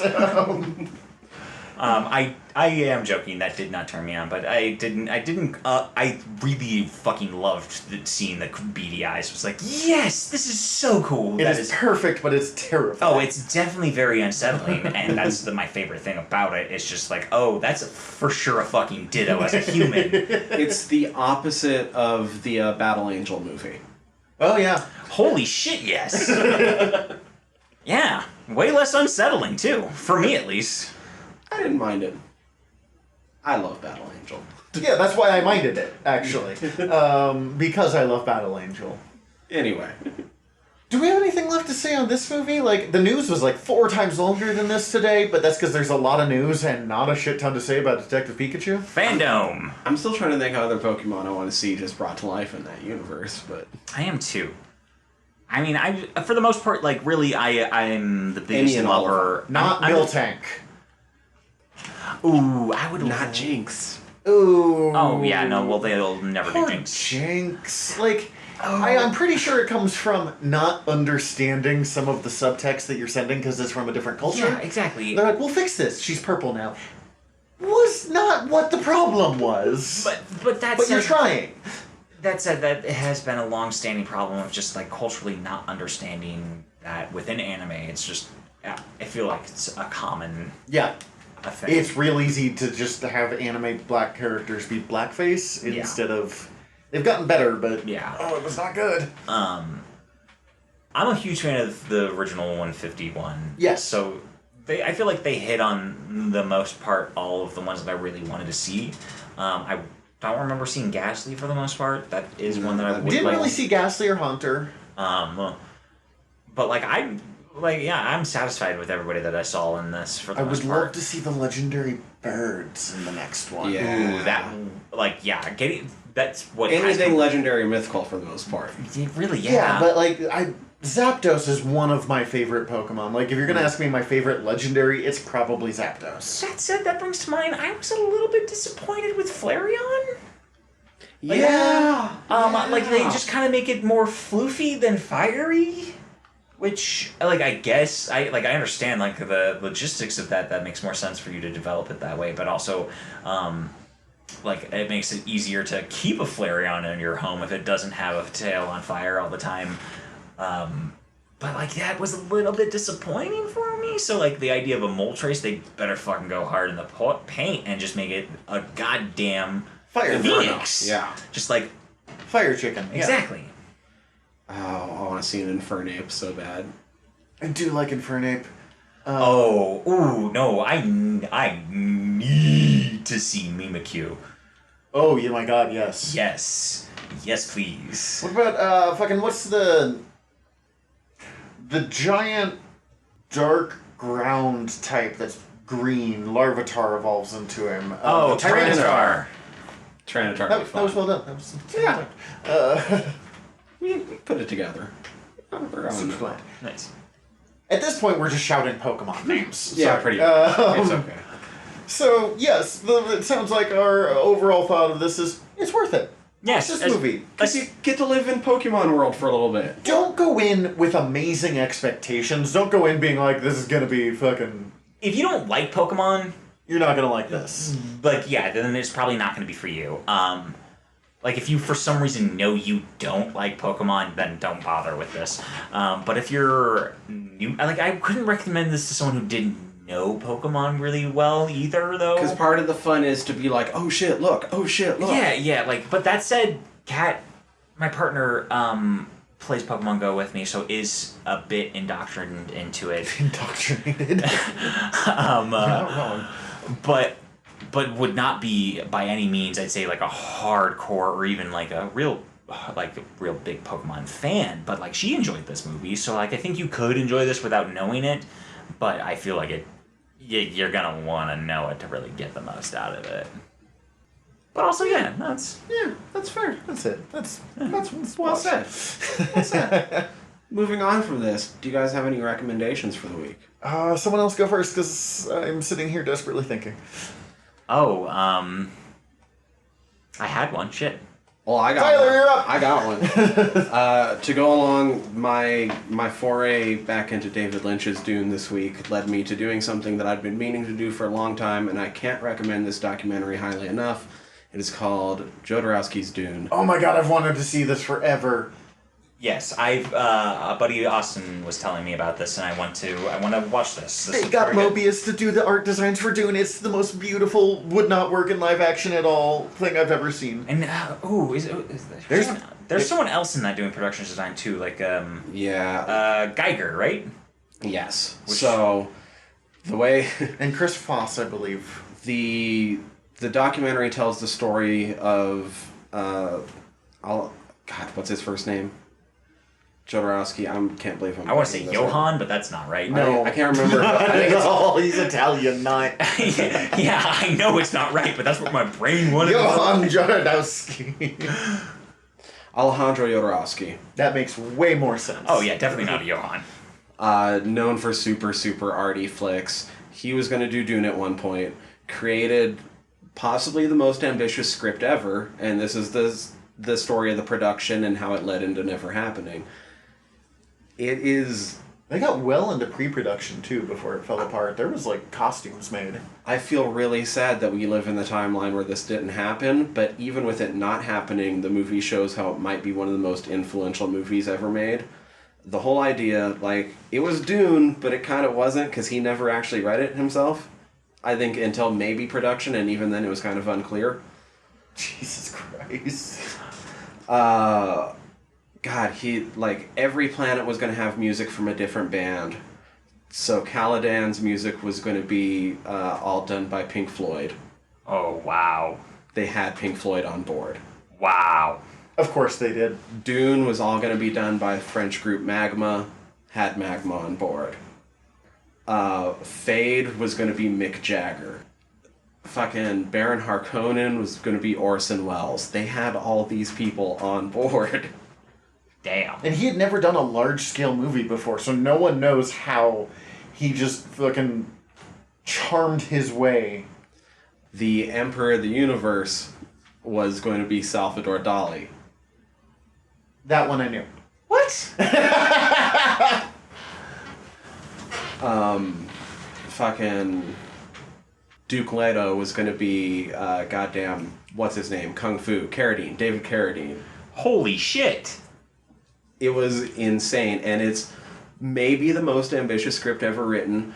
The studios balked because he wanted to make it 10 to 20 hours long. He wanted it to be an experience. Oh my god, that's so... The main crew that he put together went on to do Alien. Which, that makes entire sense from Yeah, what that fits. I've seen some concept art for it, and it's like, okay, then yes. The overall design and the script was basically done almost all storyboards. It was like 3,000 pages long. And 2 copies of it supposedly exist, but way more of that were passed around Hollywood, which is why you can see things from it pop up in other movies throughout history. Like, Giger worked on all the Harkonnen stuff. Mobius did the main layout. Dan O'Bannon, that then went to work on, created Alien, did, like, all the Atreides stuff. It's fucking astounding. Go watch the doc. Jodorowsky's Dune. The movie's the greatest movie never made. Yeah. I've wanted to... I mean, I have saved on my phone, because I just save cool art stuff. I have a bunch of stuff from this movie. What about you? I want to... We'll tie into other stuff. So Gosh, well, the problem is, like, everything I've been watching lately is stuff that you have either recently covered or... like, because I could recommend Korra or Avatar, because I'm watching Avatar right now, or Food Wars, which I know you... I've recommended already. recommended. And, we want to do an episode on it. Shit, so, not to step on your steez, but I want to recommend a podcast that I've been listening to of late. Yeah. I mean, yeah. But it's a McElroy joint. Justin McElroy and Dan Gavere do a podcast called The Empty Bowl. It is a meditative serial podcast. Not what I would have expected from a McElroy. McElroy. Justin McElroy loves cereal. And Dan Gabert is a serial blogger / enthusiast, and they basically it's like a ASMR white noise meditative kind of it's all very peaceful, calm, serene. Everybody's talking calm and nothing gets too excited, but they're just talking about cereal and cereal news, and just cereal reviews, and it is Wait, when we say cereal, are we meaning cornflakes and the food? The okay. food, yes, the food I was cereal. completely thinking this was like serialized kind of like stories. Ghost Story or yes, something yes, like that. yes, I'm yes. Some Pulp Fiction. yeah, no, okay, this makes way more sense for him than it did.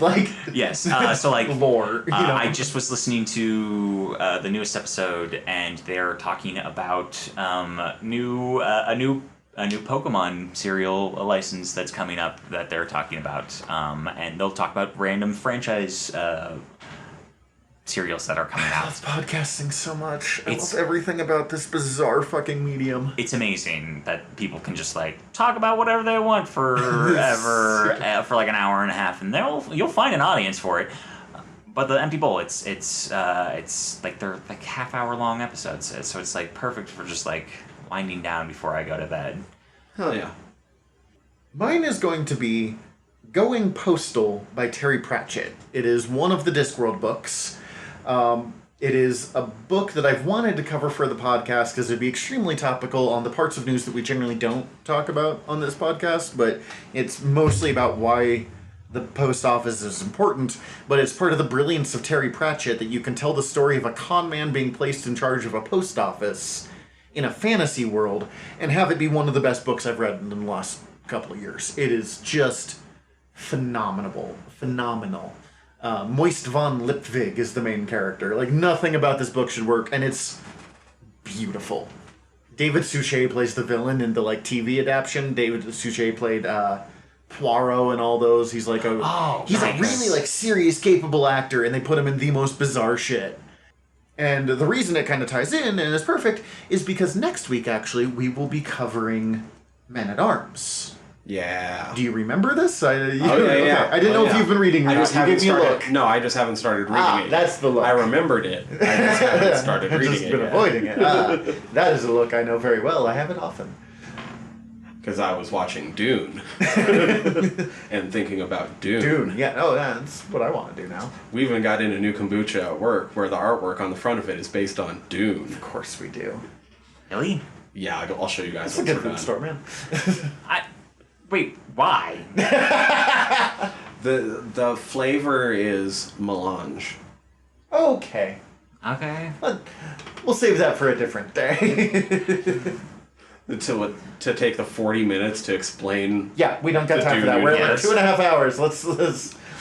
Yeah, we're done. We did it all. We did Is it it all. time for me to go into the spiel? Yeah, your spiel. We did a good job. Yay. Yes, good job, us. If you guys want to hear us keep doing a good job, because that's all that we do, I'm sure. please hit subscribe however you're listening to us right now. That'd be super cool if there's any way for you to rate and review it how you're listening to us right now. That'd also be super cool because the whole world is ran on algorithms and we want to be up in those algorithms and getting those views and getting those listens. Please continue listening to us. We love you. Anyway. And we love doing this. Please go check out the website, www.generalnerdcast.com. While you're there, you can check out the entire back catalog. Contact us through there or by emailing us at generalnerderypod@gmail.com. And if you click the links up at the top, you'll notice we're part of the Earworm Podcast Network. Go check out all the other shows on there. Listen to me talk about horror movies over on Fried Squirm. Zach? You can listen to me talk about war and wargaming and This Week Jedi, of all things, over on The Art of Wargaming. And hopefully soon we'll be dropping word balloons over on there. That'll be the easiest way to keep up for when that drops. Head over to that website, earvvyrm.com. Like I said, you can contact us through there. Search for us, General Nerdery, across all the social medias. I'm out. We've never found a good end. We were just like, we're done. I'm done. Steven, thanks so much for coming on today. Oh, thank you very much for having me. Do you have anything you want to plug? Anything where people can find you? Are you interesting in any way? You are very interesting. That was the meanest way I could have said that. I'm on Twitter, but I really don't tweet a lot. It's mostly just to follow people. If you want, you could Stargazers Gourmets. My mom has a candy company. And she sells fudges and various chocolates, and if you want, and that's your steez, they are fucking delicious. Like so good. This is the best recommendation we've ever gotten. Yeah. Chocolate. Now I'm getting hungry. And like an absurd amount of different flavors of fudge. So like that's, if I'm recommending anything, actually, I'm going to recommend my mom's candy company, and you should go check it out. Give us that name one more time. Stargazers Gourmet. You can find it on Facebook, and they also have a website. Excellent. Oh yeah. In the meantime, thanks so much for listening, guys. Really, I fucking love doing this. It's the best part of my week. We're your generals of nerdery. I'm Zach. I'm Tyler. Dismissed. And now, as promised, a preview of our new podcast, Word Balloons. Welcome to Word Balloons. Nerddom for fun and profits. Profit. This is the place where we talk weird nerd stuff real fast. The first part of Word Balloons, we have the word. Tyler here is going to give me a character, thing, place, team from either DC or Marvel. And We're currently limiting ourselves to characters as we get used to this. yeah, this is still only our second episode.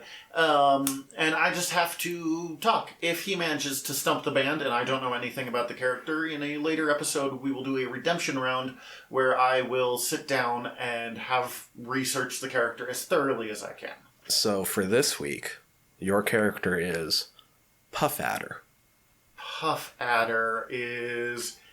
I'm going to have to do a redemption round, but I'm going to guess what I can here. Okay. Just to see Yeah, what give me have. what you can. Give me what you can. Puff Adder is going to be a Marvel character. Yes. He is going to be a member of probably the Serpent Society, Yep. possibly Serpent Squad, which would Both? Oh, right, because they do go back and forth. It's basically the same thing. That's going to make him a Captain America villain who would have first appeared in the 1960s. I can't give you a specific... He was actually a lot later. Oh, so 70s? 88. Whoa, so that would have... Fourth incarnation of the Serpent Society. That would have been probably the Mark Grunwald era, who had the longest Captain America run of all time, actually. Oh, wow. Okay. It was the second closest Brubaker, which is amazing. Not important to this. The Serpent Society was a crime syndicate of snake-themed villains. They're really lame. They are not good. they sometimes have superpowers. They're not generally very good superpowers on their own, but they make a decent group of mid-powered level characters that Captain America has to fight. They are usually henchmen of Viper, who is Madam Hydra in a lot of versions, green-haired lady, but not always. Sometimes they work for the Red Skull, sometimes they're just trying to do their own thing. Mm-hmm. They are the henchman's henchmen, to be honest with you, when it comes to Captain America villains. You didn't get a lot on Puff Adder, but nothing about Puff Adder. But we could talk about Mark Grunwald's Cap if you want. Like, it's not... Well, and you brought up the Serpent Society, and there's one character that we should probably mention because a different member of the Serpent Society has been shown in pop culture recently, because Copperhead, I believe, was in Luke Cage? Diamondback was in Luke Cage. Diamondback, yes, although I think it's a different Diamondback, because Diamondback in Captain America is a woman named Rachel something or another.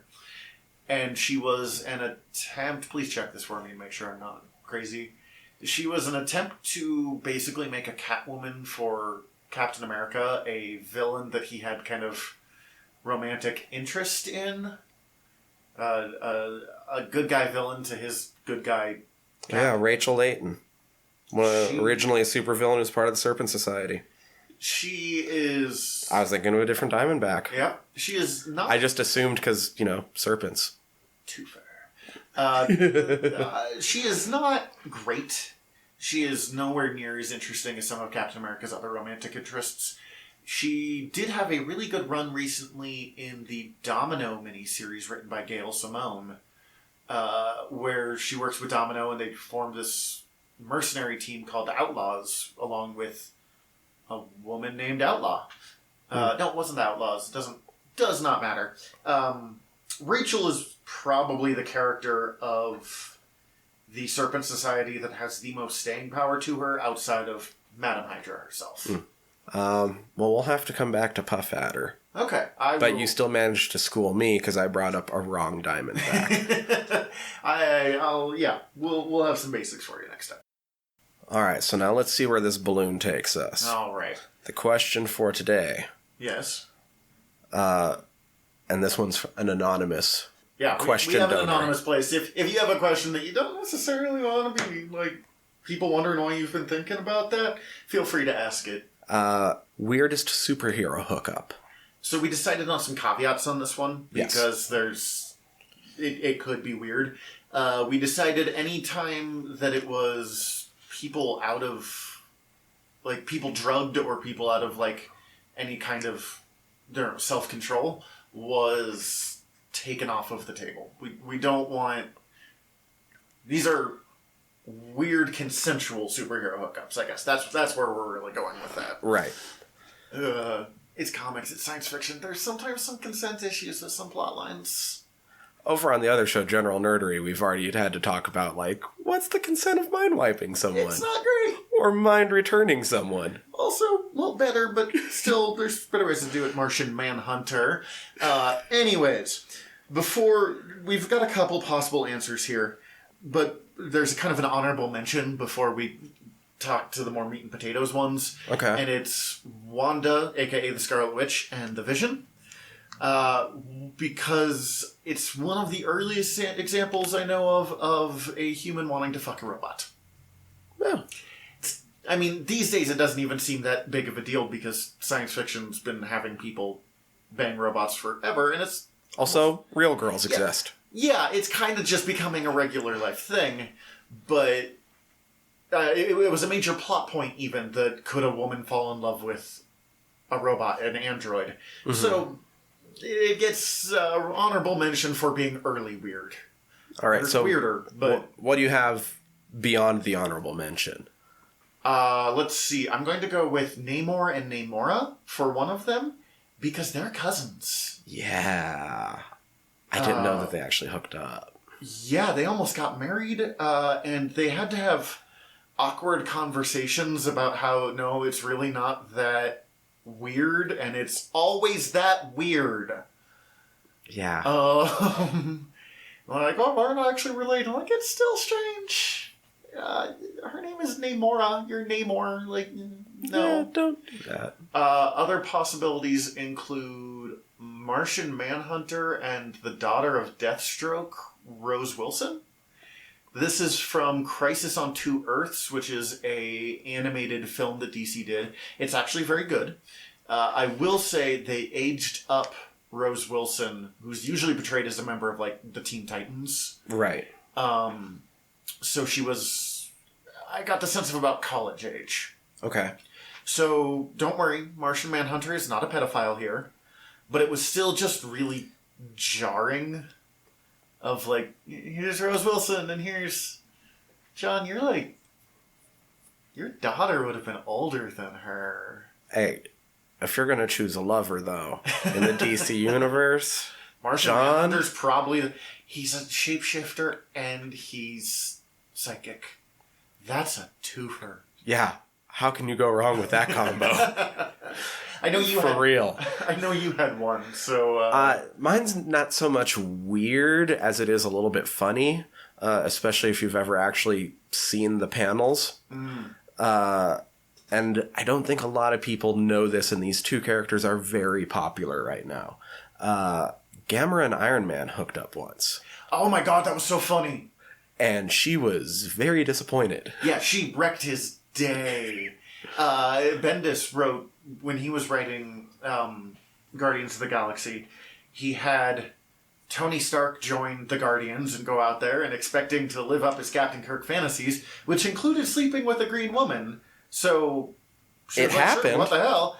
And it just shows him looking terrified and Gamora looking like... Disappointed. And And like, she just- I'm going to go back to the party now. She just kind of like pats him on the head, basically, or like the Gamora equivalent of that, and doesn't take him seriously for the rest of the series. Just... Hey, she's used to Nova. Yeah.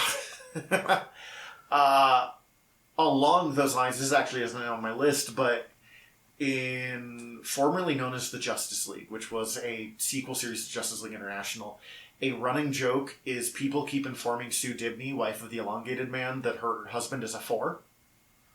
Like, they're rating people, being like, Booster's butt is an 8, and Captain Atom's a 9, and Elongated Man is a 4. And he's like, he finds out, and he's like, wait, what? But she's just like, he might be a 4, but he's a 4 with a sense of humor and the ability to elongate any part of his body.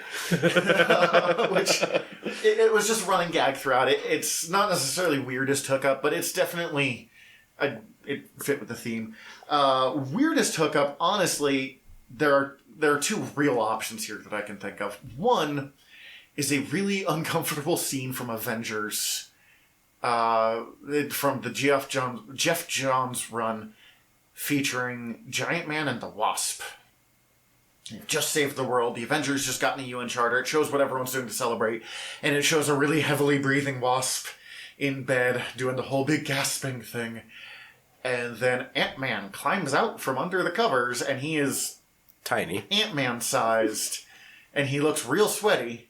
And he goes, okay, my turn.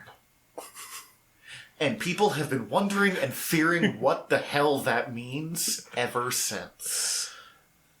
She gave him that stinger. Oh, boy. And then final one, just because apparently I know too much about this, is from just the where the hell did this come from? She-Hulk and the Juggernaut. Wow. This one comes from... So that caused an earthquake, right? Yeah, probably. This comes from the Chuck Austin era of writing X-Men.